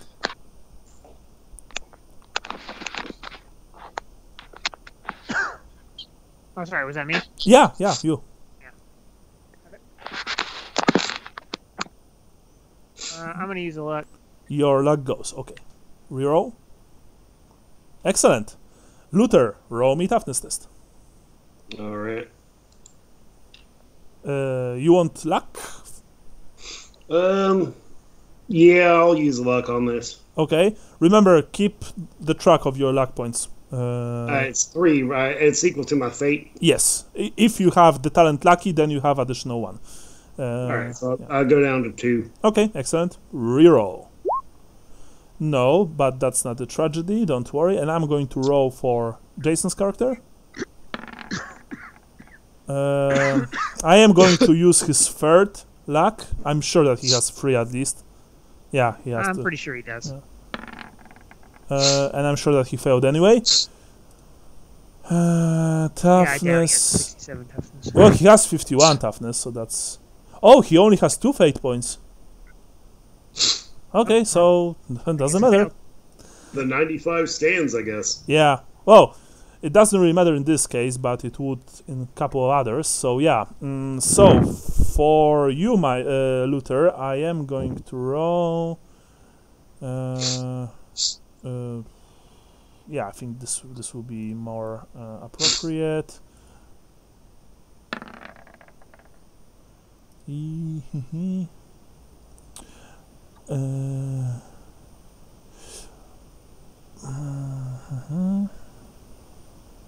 Okay, Luther.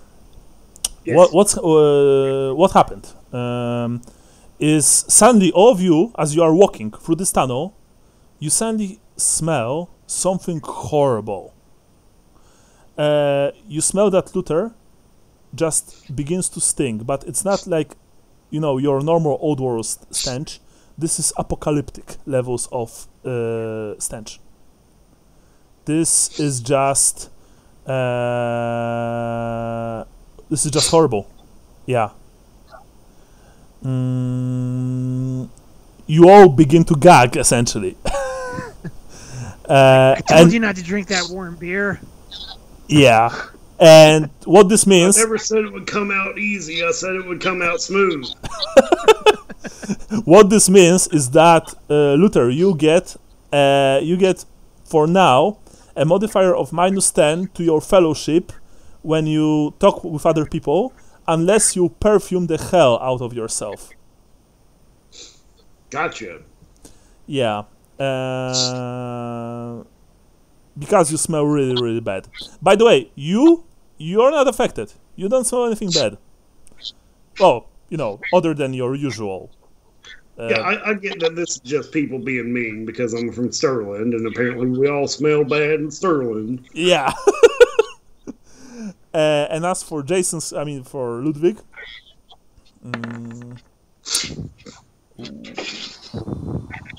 All right. He rolled much worse because he loses permanently 2 points of toughness. What's the sound in the background? Don't know. So he has a toughness of 49 right now, which means that he has toughness bonus of 4. Someone has a TV on that I don't know. No, it's actually good now. Okay, cool. I'm in the laundry room. Okay. It might be picking up if you're off of microphone or something. It sounds like it's picking up an echo of me talking. Actually, now it's good. Yeah. Okay, yeah. I just turned the volume down a little bit. Okay. So, you eventually, you all feel this unnatural sensation, this unnatural withering sensation on your flesh, and you know that probably, staying here for too long is not a very good idea. So you move even faster.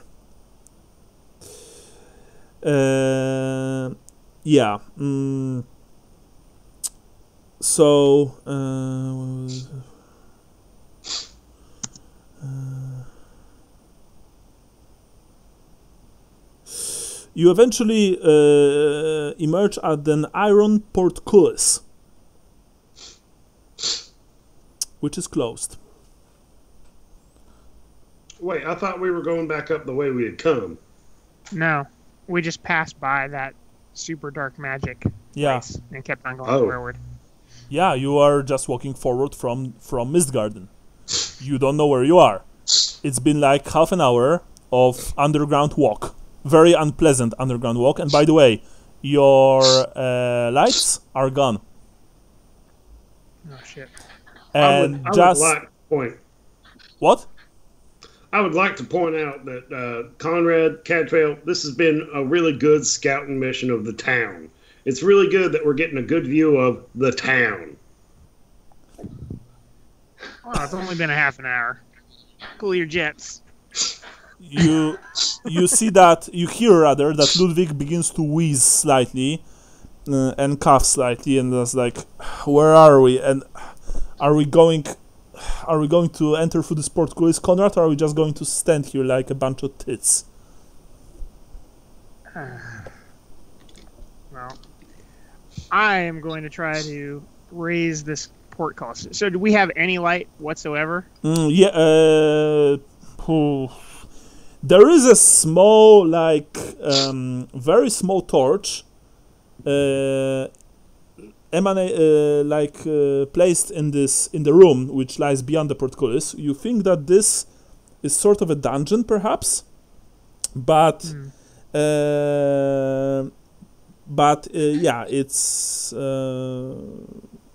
it's dusty, it's musty, it smells old, very old. And Conrad, only you, because you stand the closest. In the weak light, you think you see torture implements nearby. And you think that you also see... Actually, roll for perception. Sorry, roll for perception. Okay. That will be... Yeah, no problem. That's more fair. No, only Conrad rolls. Only Conrad rolls. Okay. Actually, no. Good, Cadveo. You all of you can roll. Sorry, Cadveo. That you gave me a very good idea. But only on ear-based perception, except for Conrad.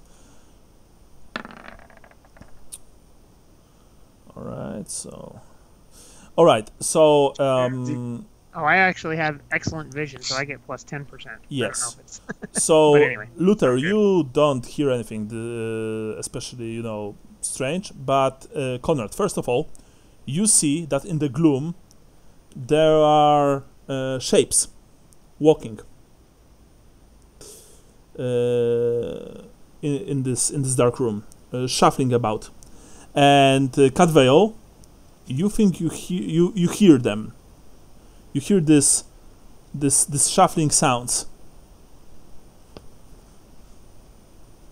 I want to switch out to my bow. Both to arm myself with a better weapon. It's too narrow here. Okay. You have to exit the tunnel. Can I kind of touch my teammates on the shoulder and point to where the noise is coming from? Yeah, you touch... Ludwig is in front of him. Luther. Yeah, you touch Luther in front, who's in front of you. Oh, I thought Ludwig was in front of him and Luther was behind me. You touch Ludwig. Ludwig is like, what? I point to the shuffling. He's like, yeah, I heard that too. Let's get out of here. All right. But do we enter or do we go back? I think we need to go forward. We've come this far. All right. Just so you know, and Ludwig sounds a bit scared. There is a lot of death in the air.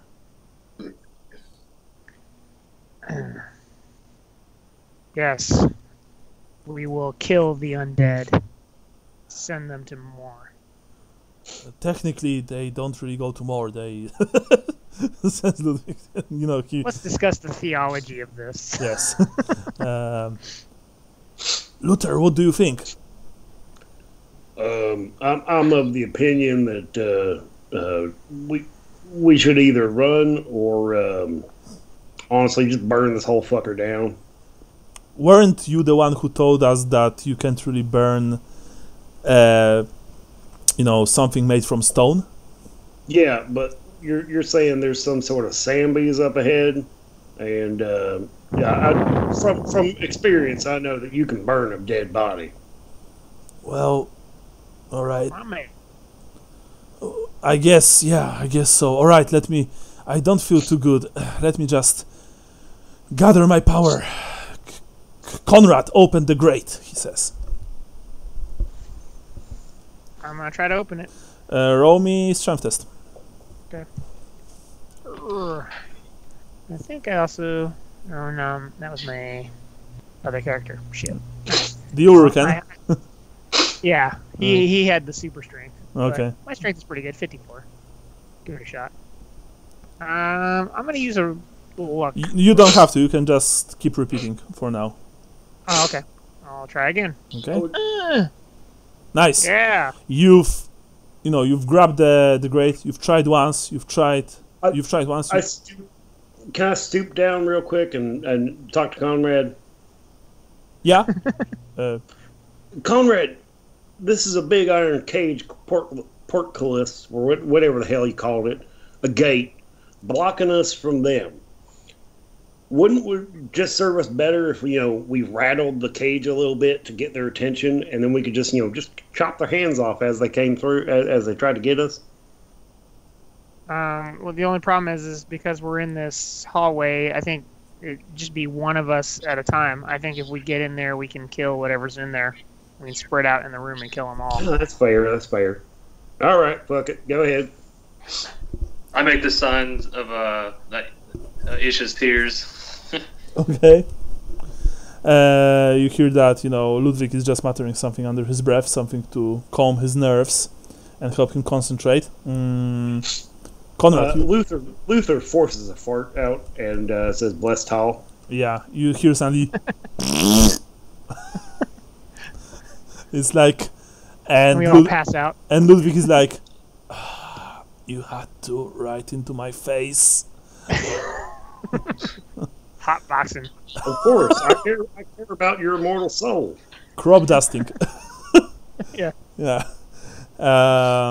Yeah. Anyway, you've grabbed the portcullis. You've, pressed once, pressed twice. The portcullis gives way, and you enter into a dungeon. Because it was clearly a dungeon once. You emerge into a long room, which you see that there's certainly some kind of cell set into the prison, set into the floor of a dungeon, and accessed by a floor grate, and you can hear some pitiful sounds coming from the cell. And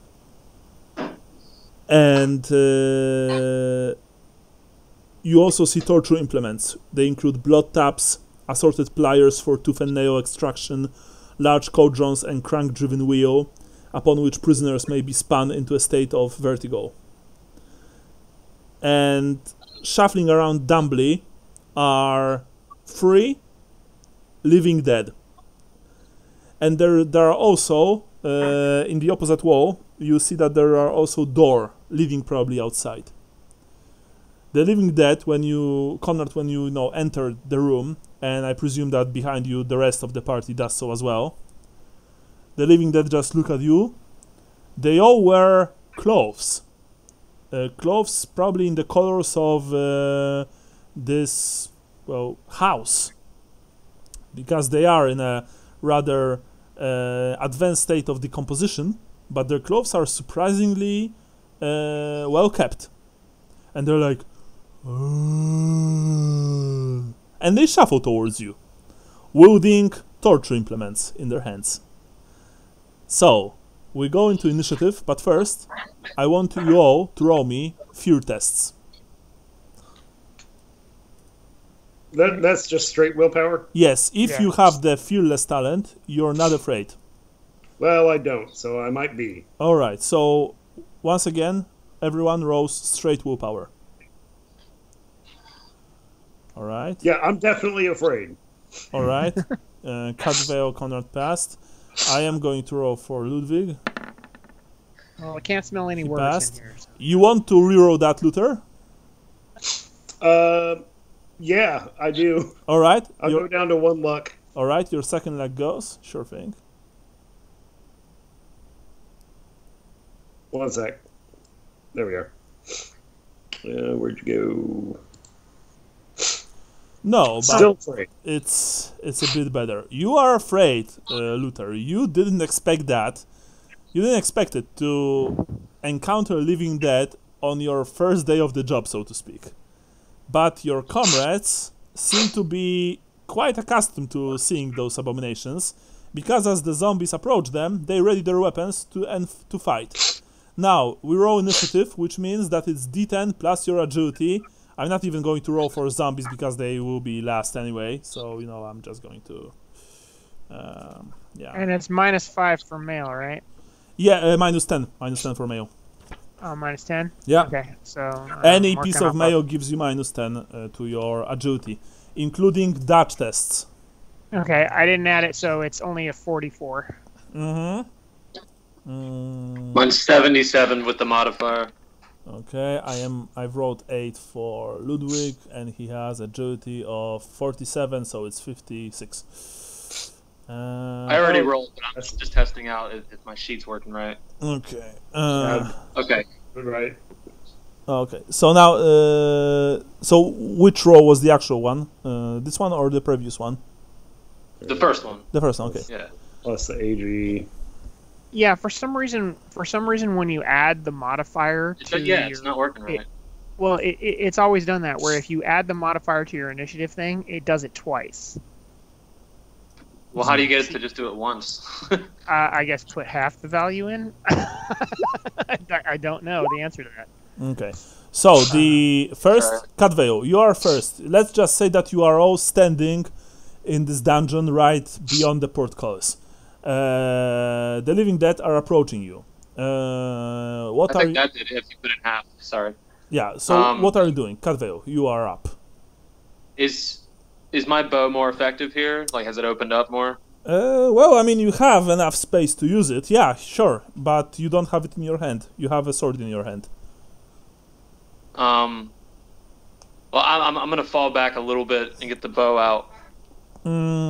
So you put back your sword and took out your bow, and take a few steps back. You have quick draw. Yeah. Okay. So yeah. So if you want to take a few steps back, put out your bow. Yeah. So that's it for you in that case. Okay. Let's just say that you also have an arrow in your hand, so you can just knock it on the string and fire. After that, we have Luther. You are afraid, but you can compose yourself. Roll me willpower test. By the way, if you botch on willpower on fear tests, you gain insanity point. Nice. Yeah. No, you are still afraid. You hear that Luther is like, and he once again farted loudly. Yeah, that sounds exactly like me. Yeah. And after that, we have actually, what's his name? We have Ludwig. Because he had 56, you have 54, Conrad. Now I am tempted to use his magic. Actually, I had 44. You had 44. Okay, yeah. So sorry. I am tempted to use his magic, but he will have a few additional dark die. But I am tempted to do that. But no, for now he makes a defensive stance with his staff, and that's it. Well, I mean, he gets the stance that the enemy has -20 to hitting him, basically. It's not a defensive stance. Oh yeah, it's defensive stance. Parrying stance is when you parry. Okay, yeah. So he goes into defensive stance, and that's it for him because it's a double action. Now we have Conrad. What are you doing? There are 4 undead coming towards you, brandishing torture implements. Oh, I thought there were 3, but okay, 4. Got it. You are right. Sorry, there are 3, of course. Yeah.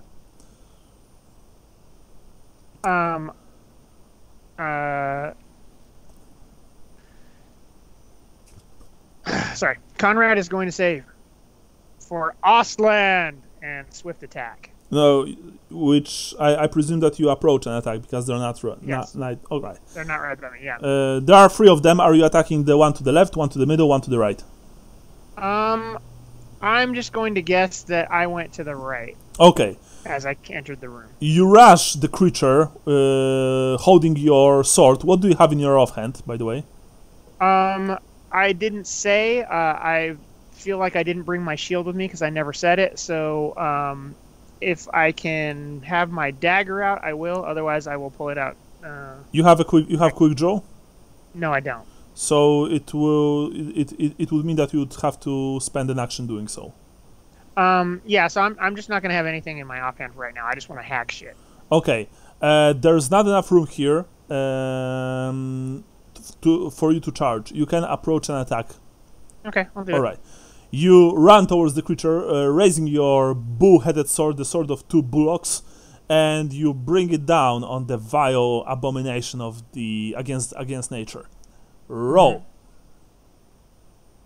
Zoinks. Nice.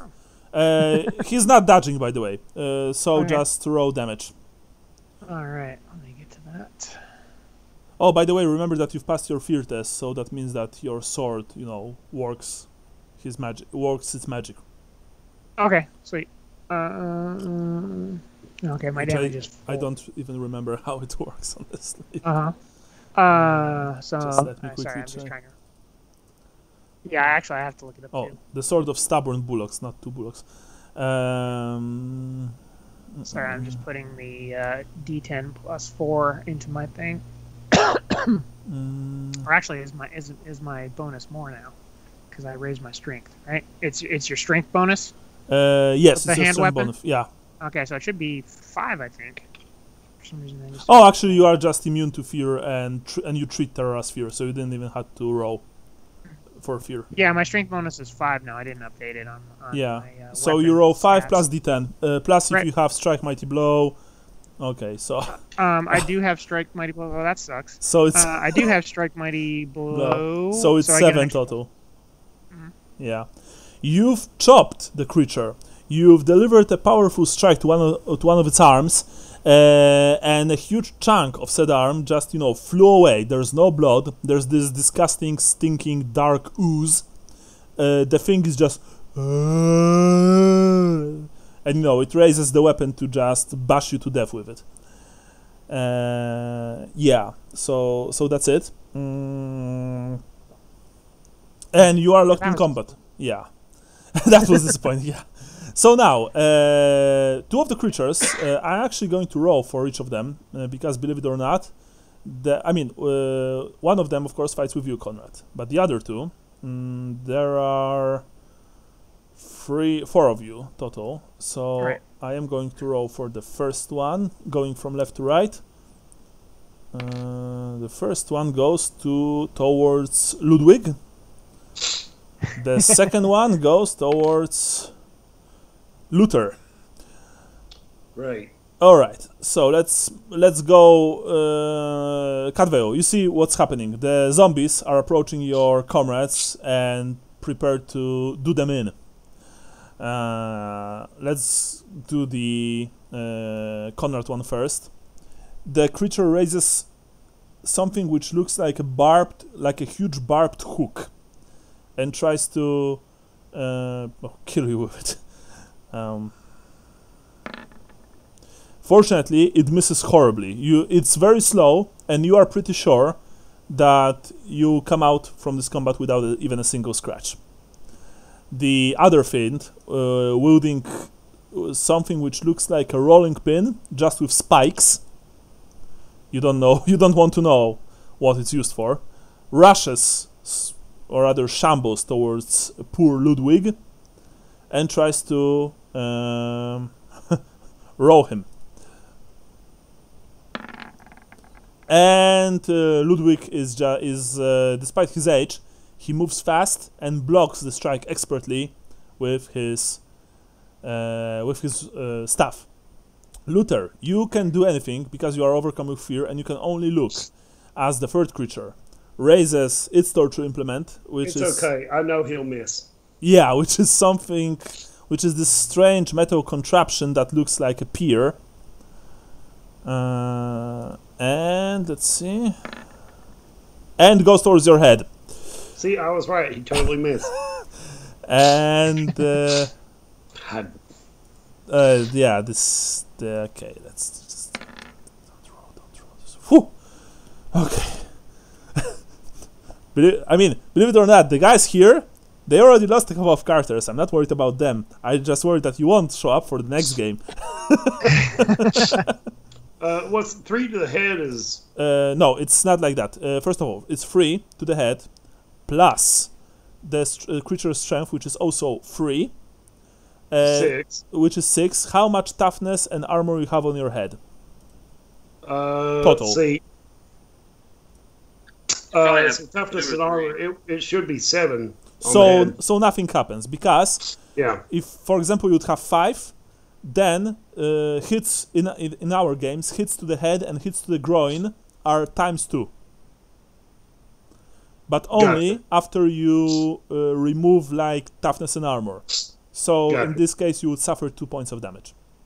Okay. But nothing happened. The strange metal contraption smacked you in the head, and you were like, "Eh?" Nice. Oh, so I didn't take damage? No. Gotcha. No. And it's next round. Cat Veil. You see what's happening. What are you going to do?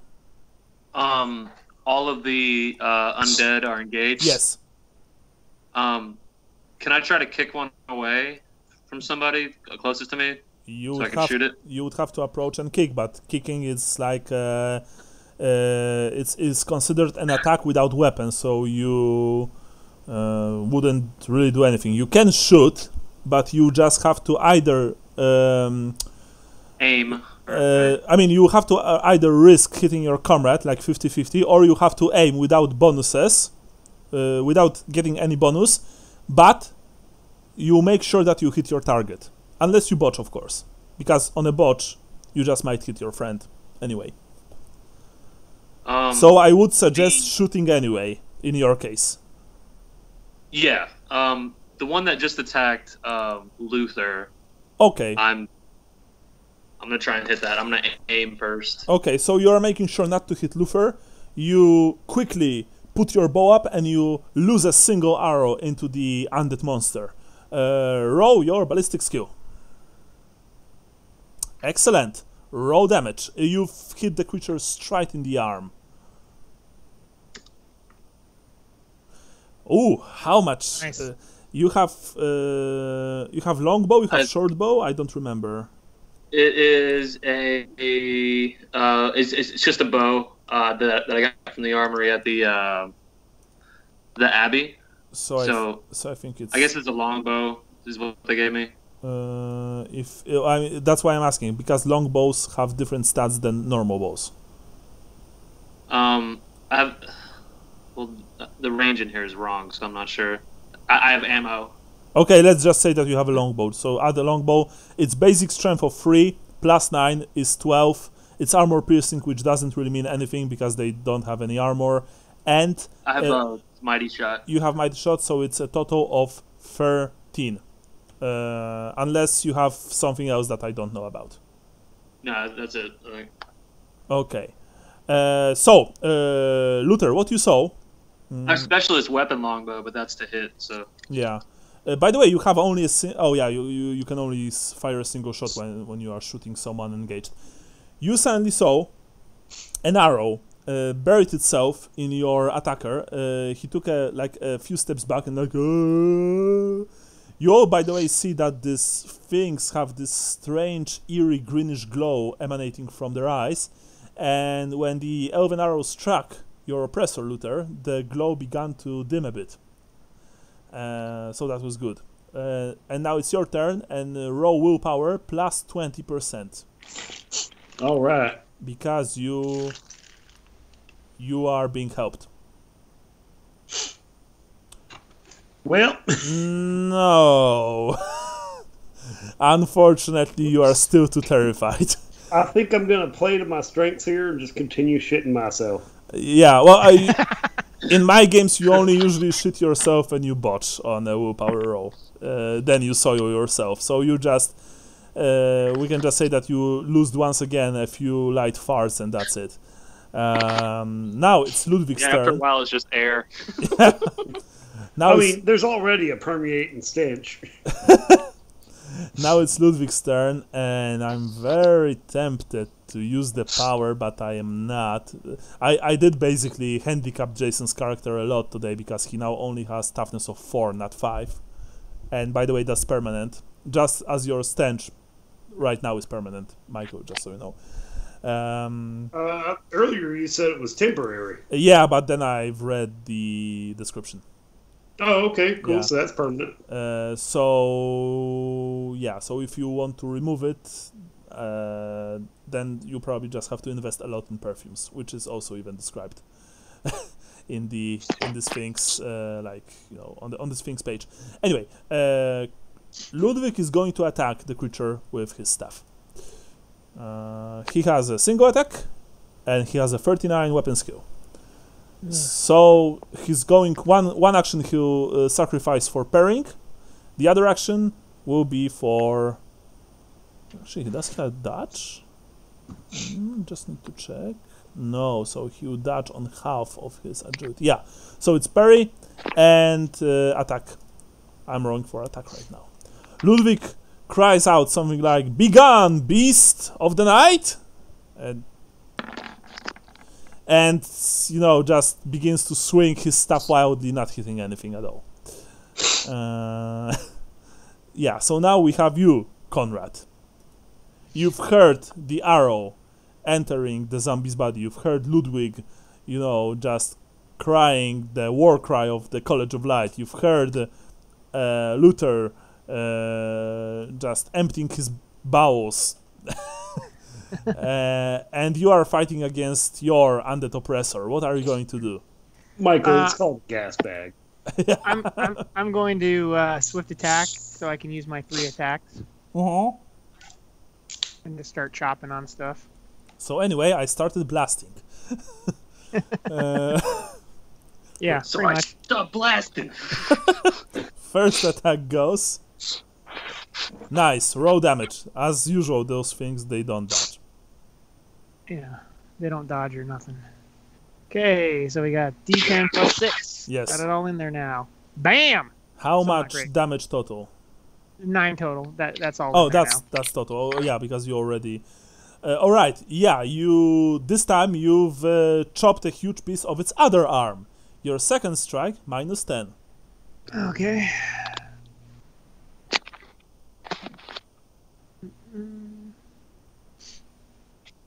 Unfortunately, your second strike clashed with this creature's serrated hook. Okay. You don't know how. And your first strike -20. Oh, and man. your third strike went too wide. You don't know what's happening. But the creature is now trying to kill you. It looks for your weak points for massive damage. It raises the hook and delivers a powerful blow. And I think it just... No, I don't think it did. Yeah, it didn't. Fortunately for you, you've jumped away just in time. However, let's see how Ludwig will fare. His enemy does the same with the rolling pin of doom. Nope, not at all. And the third enemy, actually will move towards Catvale. And since it is technically not engaged with you, Luther, because you still haven't composed yourself, you won't get a free attack against it. Yeah, just still pretty bad here. I'm gonna try and take a smack at it. Yeah. So, I mean, when you compose yourself, by all means. But for now, okay. you're just too afraid to do so. Gotcha. Yeah. Catveo, you see that the zombie that you've shot moves towards you with this strange metal device which looks like a pier. And and it goes towards your arm. Okay. Do you want to... Well, you can't parry, you have a bow. You can dodge, however. Yeah, I'll try and dodge that. Okay, roll for dodge.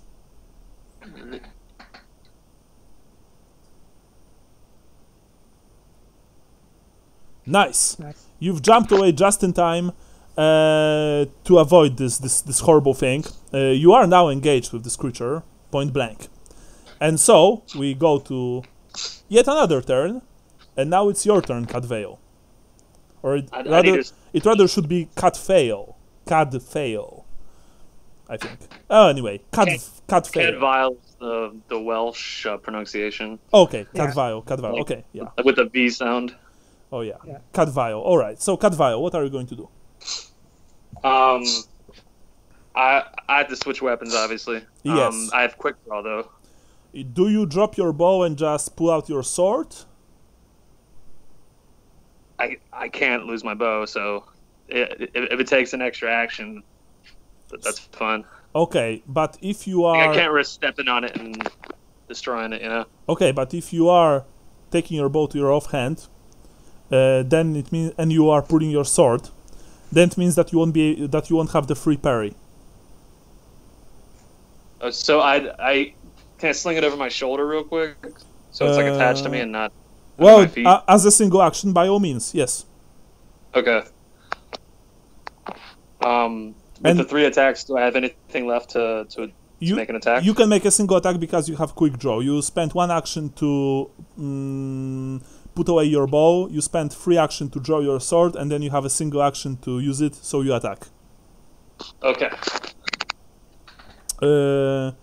Okay, you do that, and you quickly deliver a devastating blow towards the zombie, towards zombie's arm, I should say. Roll for damage. Oh, it's 69. Nice. Well, my strength is 4. Okay. I don't. So it's strike mighty blow. So it's 6 total. So it's 7 total. You have strike mighty blow. I don't. Oh, you don't. I have mighty shot. Okay. So it's only 6 total. All right.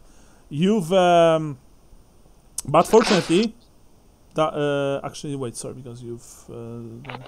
I hit him with the arrow. Yeah. Yeah. So that's all you needed.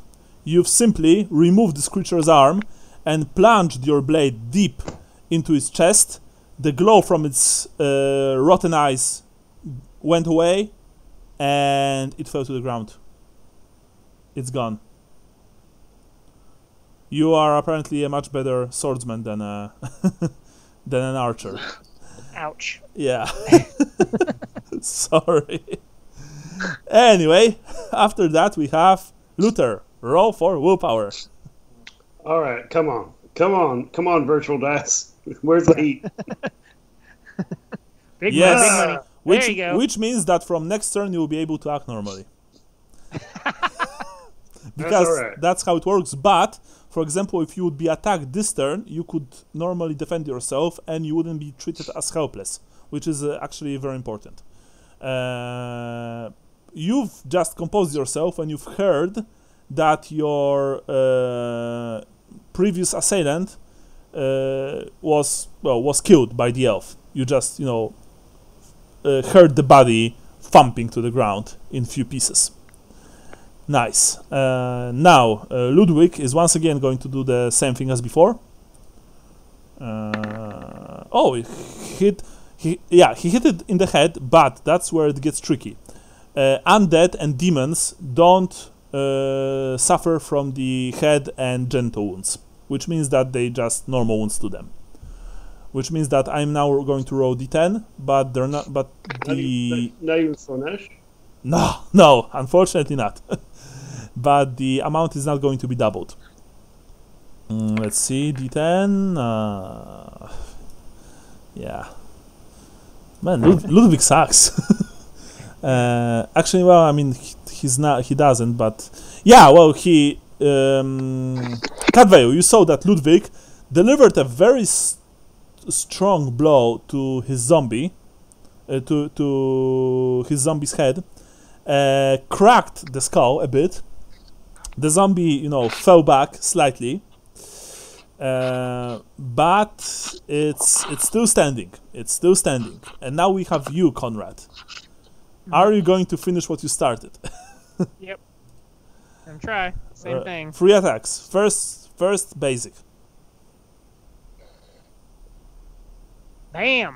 Yeah, the blow goes right towards its head. I think the blow goes right towards its neck. To be more specific, I'm just going to open my little... Sigmar's Fury! Close enough. Wait a second. How much total? 12. 12. You've just perforated this creature's head. The blow entered through the eye socket. The sword entered through the eye socket and emerged from the other side. The thing just dropped. And to speed things up a bit, all of you descended upon the last zombie that was fighting with Ludwig and killed it. Stone dead. Sounds good. The fight is over. It took about half a minute. I'm cleaning the blood off my sword, and I look at Luther. Not blood, Sterling, huh? not blood, but this kind of blackish muck. Yeah. Sterling, huh? I didn't hear what he had said. What? He's just trash talking Sterling. Okay. Come on, don't break my balls. Yeah. I mean, it's pretty obvious that I did the lion's share of the work here. Yes, the stench drove them off. Exactly. Yeah. You should be thanking me. Which is interesting. Luther stinks worse than those creatures. I'm not kidding. Than the animated corpses. Got it. It's all about dominance. And Cadway was all like, go get your shine box. Yeah. Anyway, you are standing in a dungeon and you hear sounds coming from down the grate. So, what are you going to do? There's nothing else here except the exit from this place, the entrance to the tunnel through which you came, and well, that's it. Okay. I think so. Is there a torch actually burning in this room, or is there just a torch and we can light it? Very, very slightly. Yeah, it's burning. Barely, Okay. It's burning. Yeah. Conrad goes over to the torch and pulls it out of the sconce and tries to peer down into the cells in the floor. Okay. Sure thing. You look down and you see that it is a prison cell. The cell houses two men, one of whom is alive. One of whom looks like a disheveled, he is a disheveled, horrible-looking man, very pale, with blood coating his entire face and the front of his tunic. And there's a corpse. There's a corpse of some other man. You see that, well, he's been dead probably for a rather long time. You hear the man, you know, when you shine the light down, he's like, "Please, I beg you, show mercy to this wretch. Help me, get me out of here, please." And you're saying he has blood all... Does he have blood all over his face? Yeah. You're saying? Yeah. I look at Ludwig. Can you tell who is a living dead or not? I can look at them mystically, yes, says Ludwig. Can you please look at this gentleman? I knock an arrow. It's not going to be easy, but I will try, says Ludwig. You see that he looks a bit gaunt. He concentrates, closes his eyes, mutters something to himself. And he opens his eyes, looks down, and makes a sign of the comet while looking at all of you seriously. Well, there are two dead men down there, but one of them is moving. Please, I didn't want to end like this. My name is Reingard. I was once a vampire hunter. I was cursed by the owner of this castle a long time ago and turned into one of his slaves. Please, I just want to live. Let me out of here, please. This man is a vampire, says Ludwig. Actually, he's a thrall, the weakest of the vampires. I guess that he used this corpse as a sustenance, but from what I see, this corpse is dried, and he desperately needs blood. He's quite pathetic, really, but if you would take him out of here, he would probably attack us in a frenzy. Cadfael, can you put this piece of shit down in the grave? I beg you! We can also just leave him here, says Ludwig. I say we leave this piece of shit to rot. No! Cries Reingard. I beg you! I was a staunch Sigmarite. I hunted the creatures of the night. It's not my fault that I became one. Please! You see that? And when he cries, you see that his eyes turn, blood red, and you see the incisors emerging from his gums. He doesn't look human at all. He looks like a monster. And you see this hunger that probably he'll never be able to quench. This need for blood. For human blood.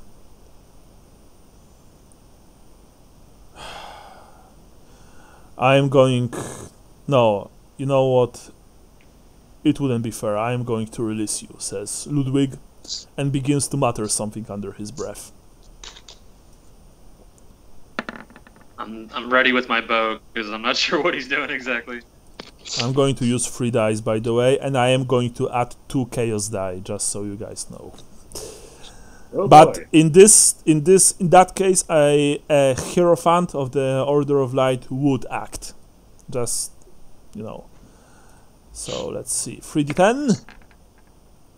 Nice, and now I'm going to roll additional 2d10, which I'm not. Oh yeah, he passed, so he passed this. The spell took effect, but I just want to roll additional 2 dice.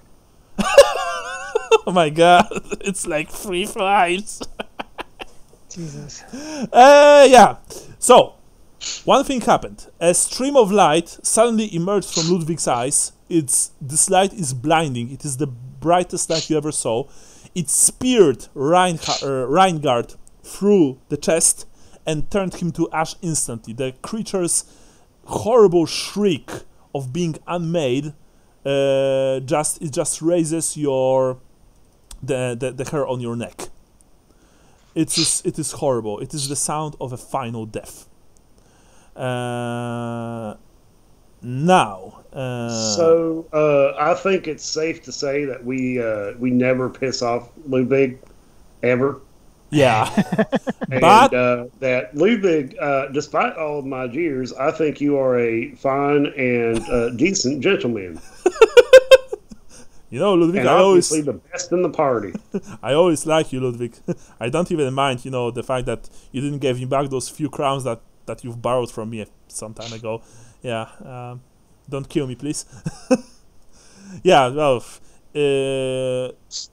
none of you ever saw anything like that. This just show of pure mystical power. But unfortunately, also something happened. And first of all, I need to roll D10 for Stigmata. No, he doesn't get one. Actually, that's bad because Stigmata is awesome. And now, where's the advanced manifestations? You remember those, Sean, don't you?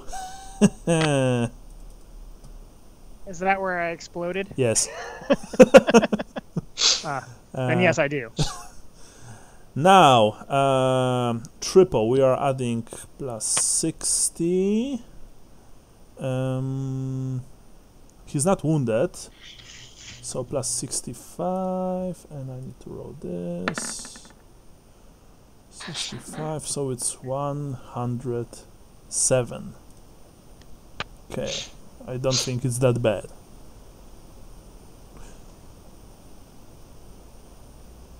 Oh, it's bad. Oh shit. You suddenly, you all look at Ludwig, just in awe. And Ludwig is like, he straightens himself, He looks back at all of you. And for some reason you don't think that it's Ludwig who is looking back at you. Because there is something in his eyes. Or rather behind them. Like something else is looking through his eyes. And then he speaks. Ah. A suitable flesh puppet for someone as grand as me. Yes, he will do. No. I am a bit old for my taste. But I can't really complain too much, he says. And then he looks at all of you. Then he looks at all of you like he sees you for the first time. Oh, my newest subjects. Bow before me. Bow before the fairest servant of the Dark Prince. Now, quick, quick! And he snaps his fingers a few times. Before I lose my patience and send you to the Palace of Slanesh for all eternity. Do we have to do this? Guys, I was right. We should kill Ludwig. Let's go. You can. I don't like him anymore. Hey, all wizards deserve to die. Let's go ahead and get on this. You can't kill me, you stupid ape. He says. I am a Takes prince. one to know one. I'm gonna attack. I am a prince of the Neverborn. He says. You know, you rash Ludwig. Okay. We enter initiative, the same initiative as before, by the way. What a turn of events. What? I said, what a turn of events. Yeah. No, Cadwell is like, what a shame, and then he knocks an arrow on the string. Yeah, so, Cadwell, you are first. Someone count me rounds. For how long I was speaking right now, approximately, how long would you guys say? Like actual me speaking right now. Oh, maybe like 3 rounds? So you say 30 seconds? Something like that? Yeah, something like that. Okay, so someone please note the rounds. This is first round. Cadveo, what are you going to do? I just let arrows fly, I guess. But you have sword in your hand. Oh yeah. All right, I'll rush with the swords then. Okay, so you approach Ludwig and just strike him with a sword. You are the first to attack, so you don't get any bonuses from your friends. Roll damage. Roll weapon skill, sorry. Ludwig moved incredibly quick for someone his age. Too quick. Oh man. Your sword just, kissed the air and struck the damp flagstones. Yeah. Next, we have Luther. The trick here, Cadfael, is you gotta hit where they're gonna be. Okay. Nice. You've struck Ludwig in the head. Oh my god. Jason will not be happy about this, just so you guys know. But I will try and dodge with his character. I just need to quickly see. Yeah, it's a head strike. So okay, he will try and dodge. You're saying he didn't have dodge, right? I didn't. I said that he then didn't have dodge, and besides, even on his current stats, he would dodge on 22. Ludwig jumped into the air, actually somersaulted into the air above your strike, and landed nimbly on his feet. Cadveo, you saw your war dancers were able to do something like that. The chosen warriors of Loek. But for a 60-year-old human with arthritis, that's beyond possible. And now that means he just can't do it again. Yeah, apparently he can't. Now let me just quickly see, because now it's his turn. And I want to see how much magic does he have. He only has 2 magic.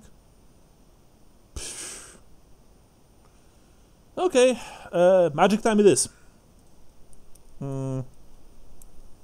He looks at 1d6, and I shall see. 1, 2, 3, 4, 5, 6. Conrad, he looks at you. Of course he does. He says something, but and I am going to use everything. Yeah.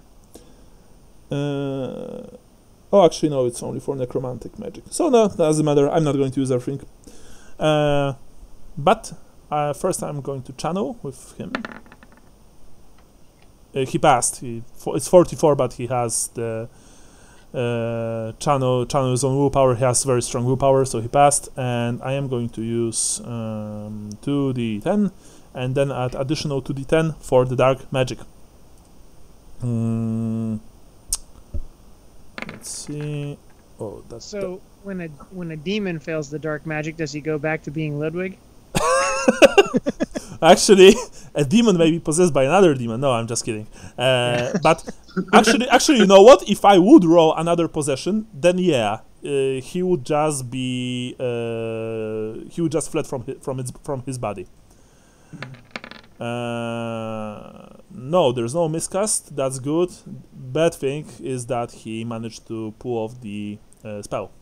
Now, without changing it, I will roll location. It's your arm, which is good because if I would reverse the roll, you would get a headshot. Jason doesn't have the ingredients, so he actually doesn't have any bonuses for spellcasting from them. And now I'm going to roll d10. 8 total. Ouch. Okay. Your arm, by the way. Yeah, so I have, actually I have 8, no armor save, is that what you said? No, you have armor saves. You have everything. Yeah, okay, well then my 5 toughness plus my 3 armor absorbs it all. As a beam of light, the same that killed the poor, cursed Reingard, struck you, Conrad, or rather would struck you fully, but you've managed to turn yourself just in time, and the beam of light slid over your mail. But you feel the heat? As it's burning your tunic and superheating the rings of your chainmail, and you hear Ludwig saying, "Stand still, you fool!" See, that's how you know it's not Ludwig. He wouldn't miss. Oh, by the way, the beam struck a wall behind you and just blew away a huge part of it. Yeah. Now it's your turn, Conrad. Well, if it ain't broke, don't fix it. You rush 3 him. attacks. Yeah, you have to approach him and attack. Okay, so approach and then... You have plus 20% from your comrades. Okay. Boop, boop, bop. Let me get to that page. By the way, I'm not going to dodge anymore, just so you know. Huzzah! Goes to the head. Excellent. Roll damage. Chop, chop, chop. Take that. It's nice knowing you, Ludwig. Sigmar's Fury! Bam! 13 points. Oh, Jesus Christ. Do I You know, send his head across the room? You know, the worst thing is that unless you... Oh, it's a demon controlling him. Okay. No, first things first. First of all, that's why toughness is important. He had toughness 5 today. Now he only has toughness 4. He has no... actually, wait. The robe that he has, it gives him armor. I remember. I was writing it like that. So okay. I will have to check the... What's the word? Is the robe on his head? Yeah, I mean, he has a, like, you know, he has the... What's the word? The hood. The hood. Yeah, the hood. I'm just being a dick anyway. I know. But I don't remember. Oh yeah, it's Protective Aegis of Kal Sadar. Yeah, 3 APs on the head. Nice.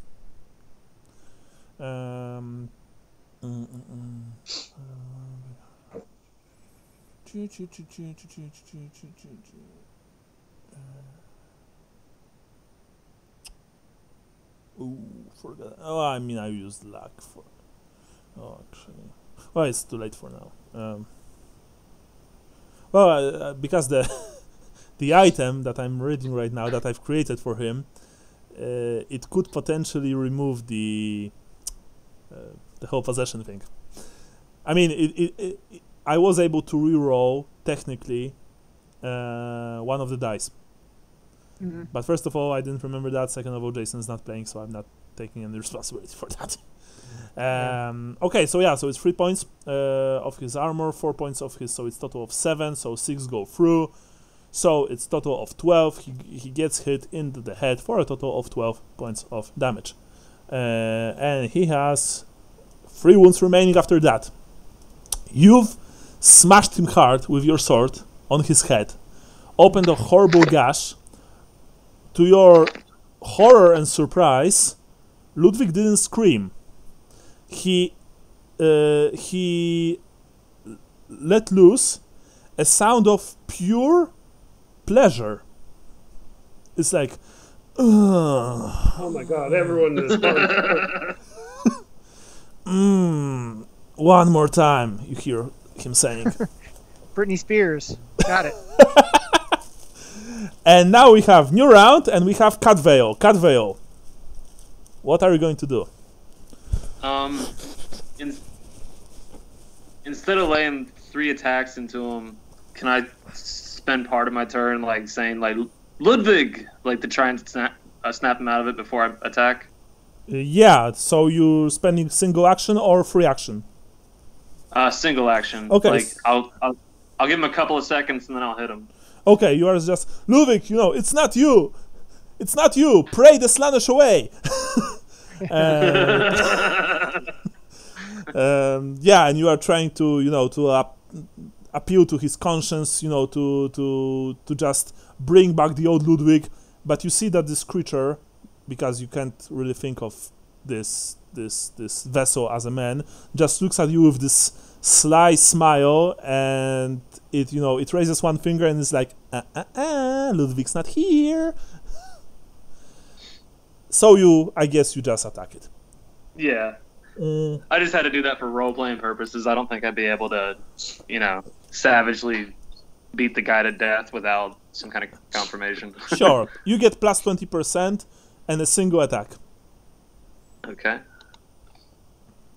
Nice. You punch Ludwig right into his arm, and it's still not his turn, so he can't do anything about it. Roll damage.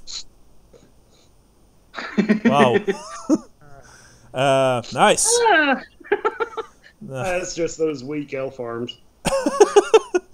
Okay, so he gets a single point on his arms. How much total, Brian, by the way? Sorry.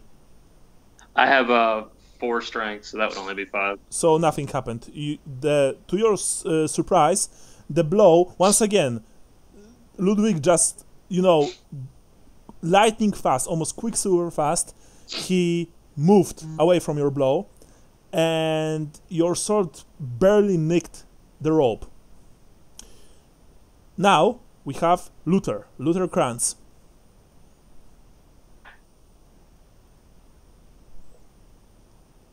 Luther has been... sorry, guys. No worries. There we go.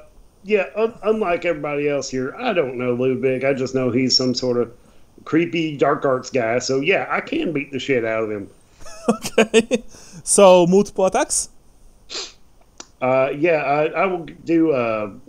I'm trying to find my actions here. You can make a swift attack. You can make an all-out attack. I'll do all out. If you do an all-out attack, you gain plus 20%, a single attack, but you won't be able to parry or dodge next turn. I'm okay with that. A single attack, okay. So you get a total of plus 40% to your strike. You just raise your sword, or whatever you had in your hand. My mace. A mace, sorry. And you're like, and Mace you drop face. And you drop the mace. You drop the mace on Ludwig's face. It's plus 40? Yeah, it's plus 40 all right. total. Well, that's going to put me at 113 to roll under. So on 100 you botch. No. That's going to put me at 113. I know. Oh, on 100 it'll botch. But you always botch on 100. Yeah. So anything just below don't, 100. Don't roll 100. Yeah. You're good. You've smashed Ludwig right into the center mass. Roll damage. Roll damage. Let me find that. I think that's it. Yeah. That's not damage. Nope. You need your D10 plus whatever the strength bonus is for the. Oh, okay. One second.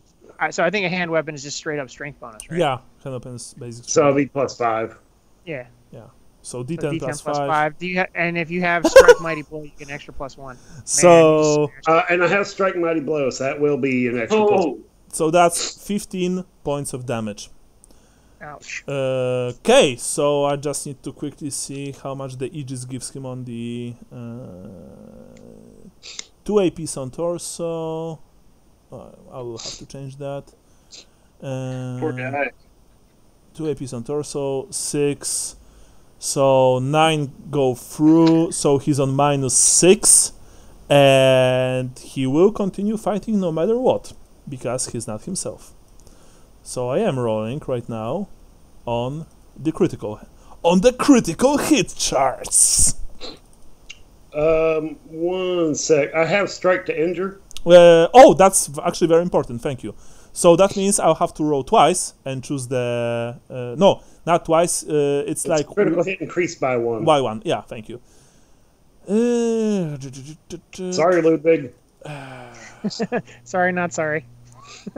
Hey, relax. Sean's character blew up when he tried to use magic. So, Yeah. Well, I had another thing too that like you shot yourself. I think in that battle you shot yourself. Yeah, I shot myself. Well, that was like one of the very first times. No, that was your first spell. That was literally your first spell, and you crapped your pants. Yeah, but in that battle where I blew up, I think I also had the like something where I knocked everybody down or something. Oh yeah, that was. Like we were all fighting, and I was like, boom! We all fell down, and then something threw me across the room, and then I exploded. Yeah. Okay, I am rolling D100. Let's see. We shall see. It's 71. So I am going now. Since these are custom criticals, they work quite different. What this means is that it is blunt damage. You've struck him where? You struck him in the chest. Okay, 71 in the chest. According to my chart, it is very high. He was on -6? So he's dead. I don't remember. Yeah, Okay. doesn't matter. Okay, what happened? You, Luther, you've smashed Ludwig in the chest, and he flew with a horrible screech, and you, all of you swore that you saw this shade, this insubstantial mist, like leaving his body as he was flying backwards, and then, just hovering for a shorter time than a split second, looking at you all with hatred before dissipating. Ludwig flew backwards and flew inside the pit, smashing, landing hard on the body of this hapless man from whom Reingard drank. Yeah, and that's it. Oh, by the way, he lost a fate point, so I have to. So he only has 1. Oh, and he's got an insanity point because he had to survive this. So, yeah. So, yeah, that's it. I turned to Conrad and like, yeah, I'm from Sterling. Bitch. East Coast is the best. I might even hold my mace sideways and say East Side.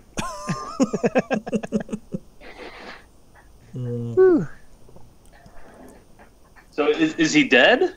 You don't know. You look down. Yeah, I'm gonna. His fall was softened by the body in the pit. Body of the thrall that he No, body. There were 2 bodies. I mean, there was a thrall and there was the body of the drained man. The thrall has been destroyed by the blast from his eyes completely. but the body remained. The other body remained. He landed on the body, and it just cushioned the blow completely. Well, he actually, like, you know, he crushed it flat, so to speak. So he is laying in this puddle of ooze, which filled this poor man's carcass. Nice. And you see that he is moving slightly. He's like, oh shit! I need to finish the job. Ludwig. Go ahead. Like trying to get attention, like see if he's him.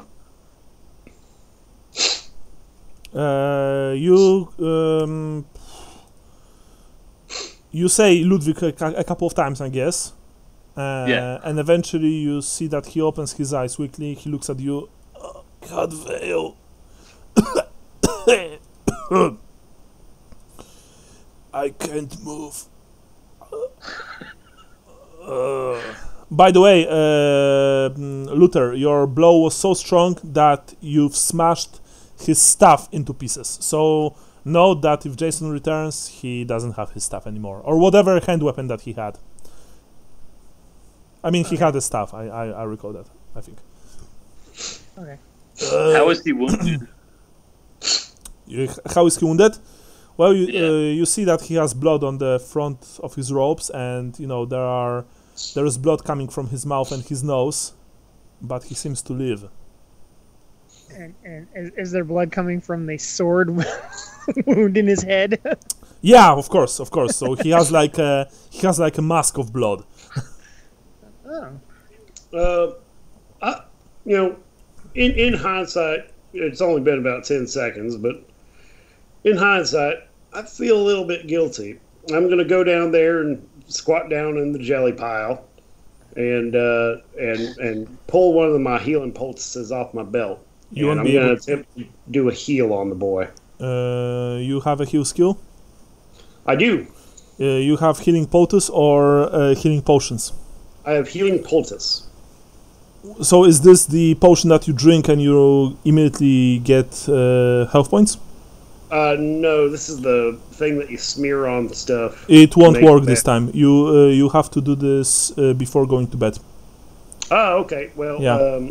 Let's put this boy in bed when we get back to the Misgarden or whatever the hell it was called. Yeah, and remember that you can only roll for healing once per day. Gotcha. You also need bandages or something clean as a substitute to bandages.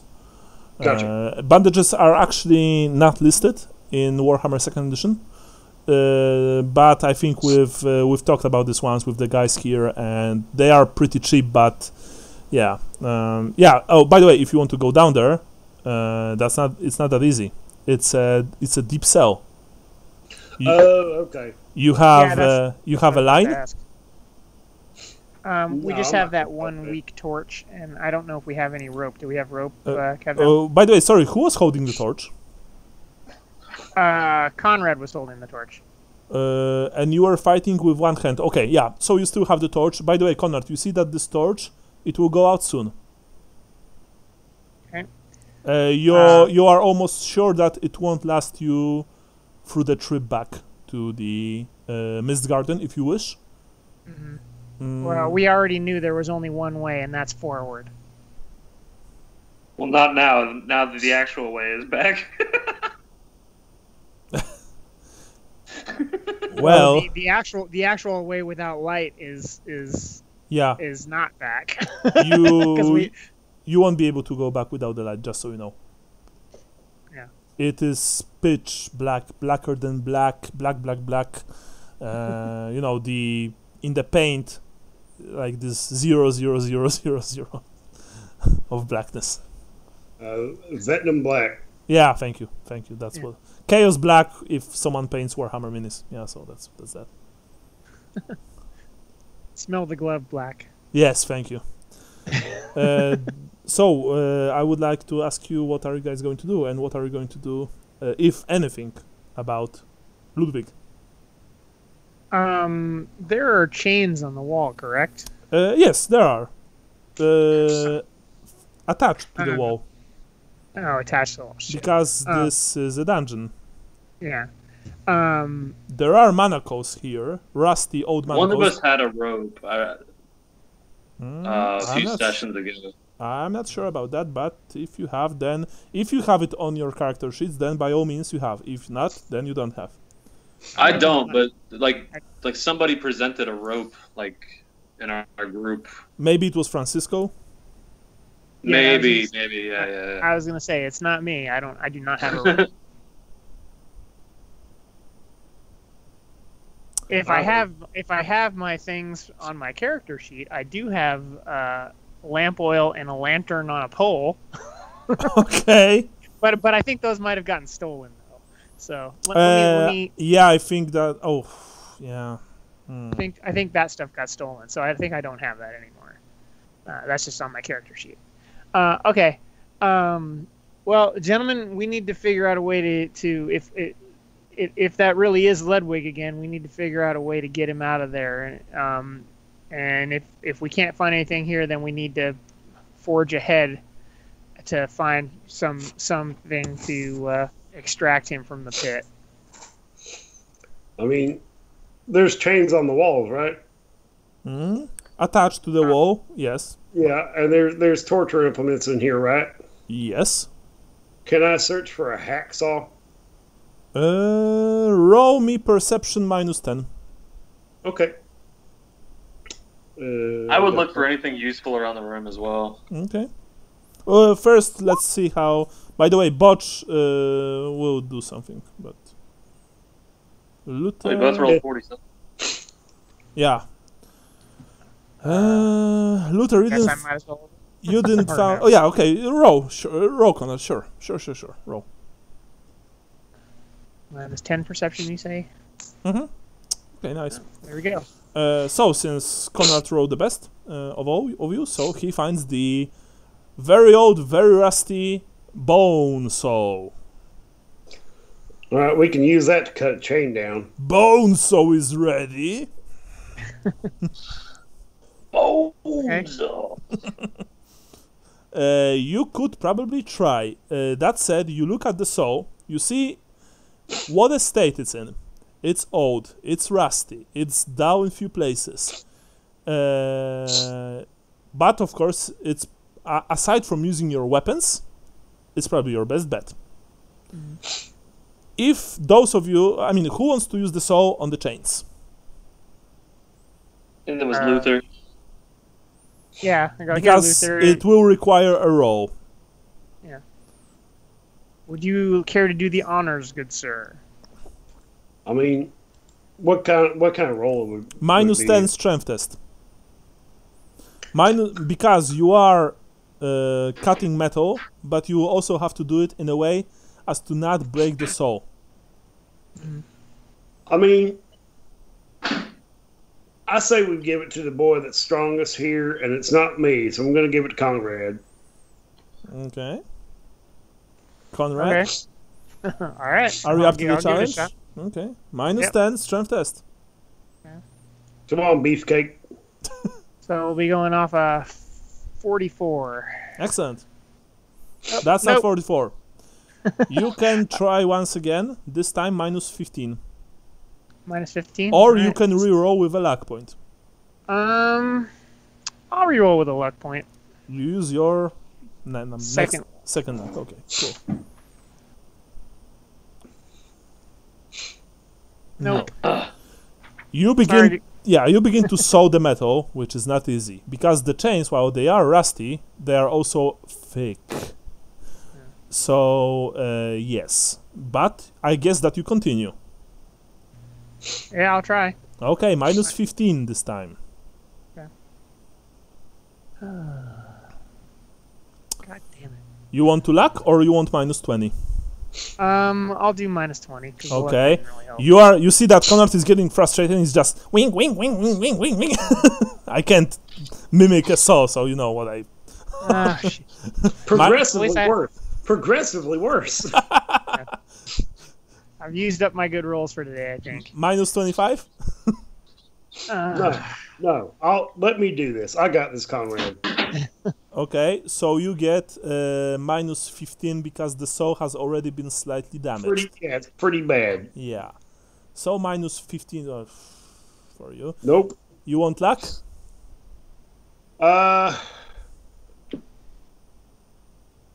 You know what? I'm immediately frustrated, and I'm going to pull my dagger out and just try and saw with that. You want to saw with your dagger? I want to try whatever I can to get this off the wall. Okay, so strength test. I Yeah? Conrad jumps in. He's like, wait. We could sit here and try to bash this thing for hours, and our torch is running out. Let's just leave him here for now and go forward and see if we can find something that we can lower down to him to pull him out. That's fair. I pull a one of my 2 loaves of bread out and just toss it down. He'll be all right. He's got food. My God. Okay. Pour a little bit of water on him. Yeah, sprinkle with water. Oh, Jesus. Okay. Cool. Right. So you drop the loaves and you move. You dropped the loaves. Sorry, I know what this means. Yeah. Yeah, I mean, you drop the bread into the hole and you approach the door, I guess. Yeah. The door is locked. It's not surprising because this is a dungeon. Dungeon doors are usually locked. You want to open them stealthily or you want to bash them open? I feel like we should still try to be stealthy if we can, but if that requires lockpicks, then we have to bash it down. Okay. You can technically use a dagger, Okay. but you would still need lockpicking skills. Okay. Or I don't think. Or you can use dagger with minus 30 agility test, and you would need at least 2 successes. If you want. I suggest that Cadveo does this. Yeah, I was going to say, Cadveo is our agility man. I'll flip my dagger around and hand it to Cadveo. Okay. But I'm no thief. Okay. It's minus what? Minus 30? Minus 30, and you need at least 2 successes. Because you are not versed in opening locks. Yeah, I want to check out how it works, like what the dagger needs to hit and everything, kind of get an idea what I'm doing before I just dive in. So if you want additional bonuses to that, you need at least 15 minutes for a single +5. Okay, we don't have time for that, so okay. I'll just roll then. Okay, minus 30, 2 successes. Any successes? Yeah, so you get 1. Nice. You begin to... And yeah nice. Okay. It still took him at least 5 minutes, but at some point you heard the click, and Cadveo opened the door with a dagger. He gives you back... I presume that he gives you back your dagger, Luther. You see that it's slightly bent at the end. Well, not bent, but you know, it's not as sharp as it was. That's all right. Yeah. The door opens to a staircase leading up. So, there's no rope in the next room. No. That would be too easy. You feel rather than hear fresh Sylvanian air coming from upstairs. Okay. Are we at a stopping point now? Yes, or... we are at a stopping point right now. Okay, cool. Because we are playing for 3 hours, well, for 3.5 hours, and this is a good stopping point, I think. Yep.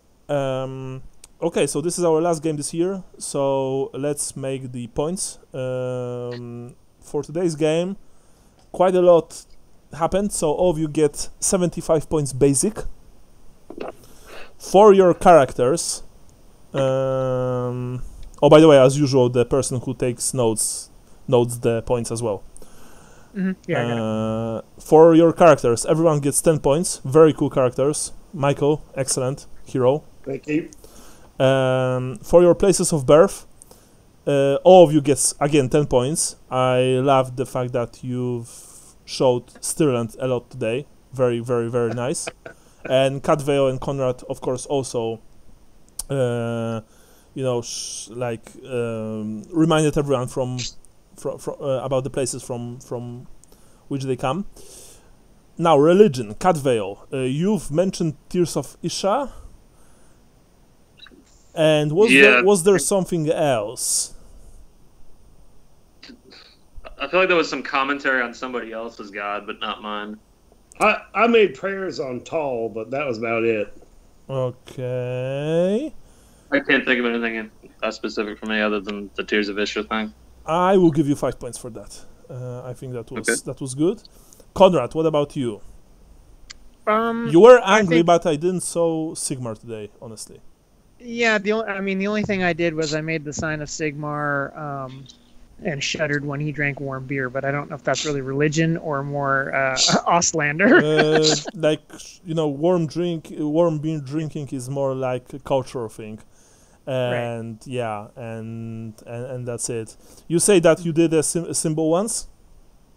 Yeah, just when he drank the warm beer, that's when I did. So I'll give you 5 points for that. That was cool. Okay, Luther, you get 10 points.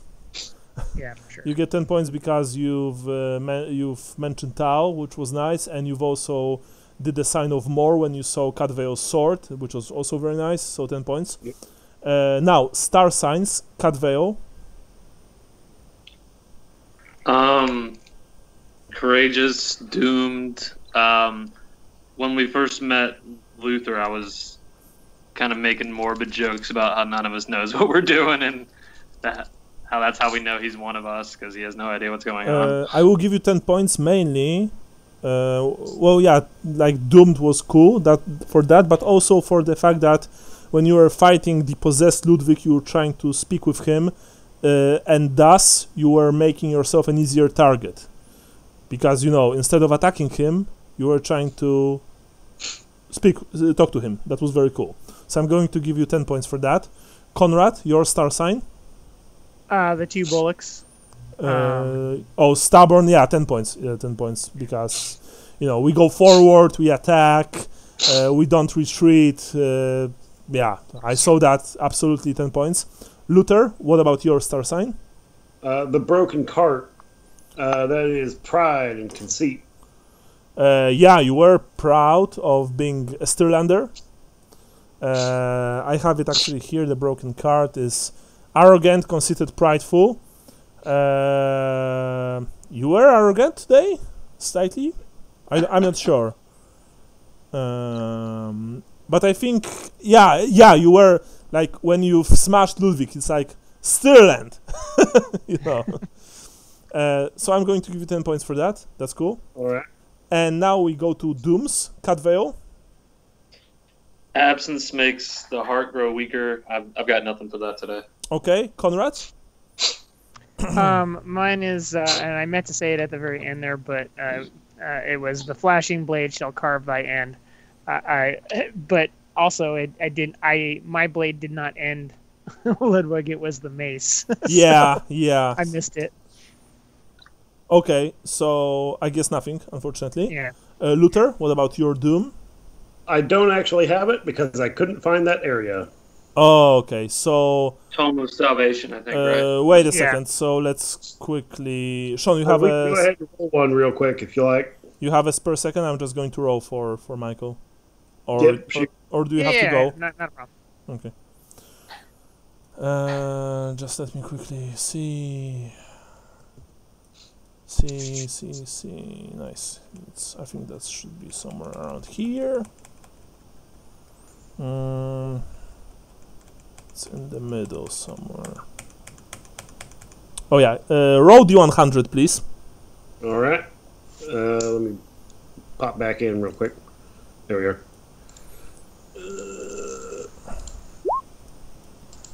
54. 54, nice. In that case, you get from above comes thy death. Oh, nice. My dwarf slayer has that one. Here you have. I've put it in on roll 20. Gotcha. From above comes thy death. Of course, next time you'll be able to roleplay it. So also nothing for you this time. And Calveo, you get 5 points for being an elf. For once again roleplaying a very cool Azrai.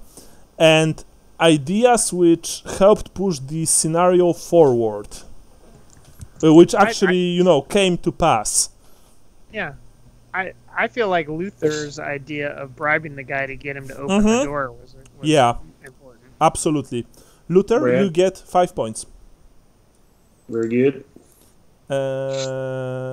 And if you would manage to use the shackles from the wall to help Ludwig out, I would also give points to the person who thought about that. But sadly, nothing. So that's it for today. Conrad, this is your first of the three note-taking? Yeah. Okay. Yeah. Now, Jason, since... I'm not sure if he'll return, but for now, of course, he is still in the group. So he gets 75 points, as usual, when someone's not playing with us. So he gets the bare basic. And that's it, guys. That was the final session of 2020. Thank you very much. Thank you very much to Michael, who joined us. How did you like it, by the way? Oh, that's great, man. Awesome. Thank you. Yeah, it works out perfectly with my schedule too. Oh, well, that's good to hear. we had a few problems with that along the years. So anyway, next I'm not going to create an event right now. I'll do that after the new year. And yeah, next year hopefully we'll end Thousand Thrones and switch to 4th edition. So, not wishing you all Merry Christmas because it's not yet time, but thank you all for the game. I'll hear from you soon, hopefully. Take care, guys. Oh, by the way, we are switching to Skype from now on, like exclusively, because it works better. Yeah. Yeah. Sounds good. Yeah, sadly Discord is not that good. Okay. Awesome. Take care, guys. Bye. All right. Good game. See you. Thanks, guys. Yeah, good game. As Thanks, usual. Michael. Bye.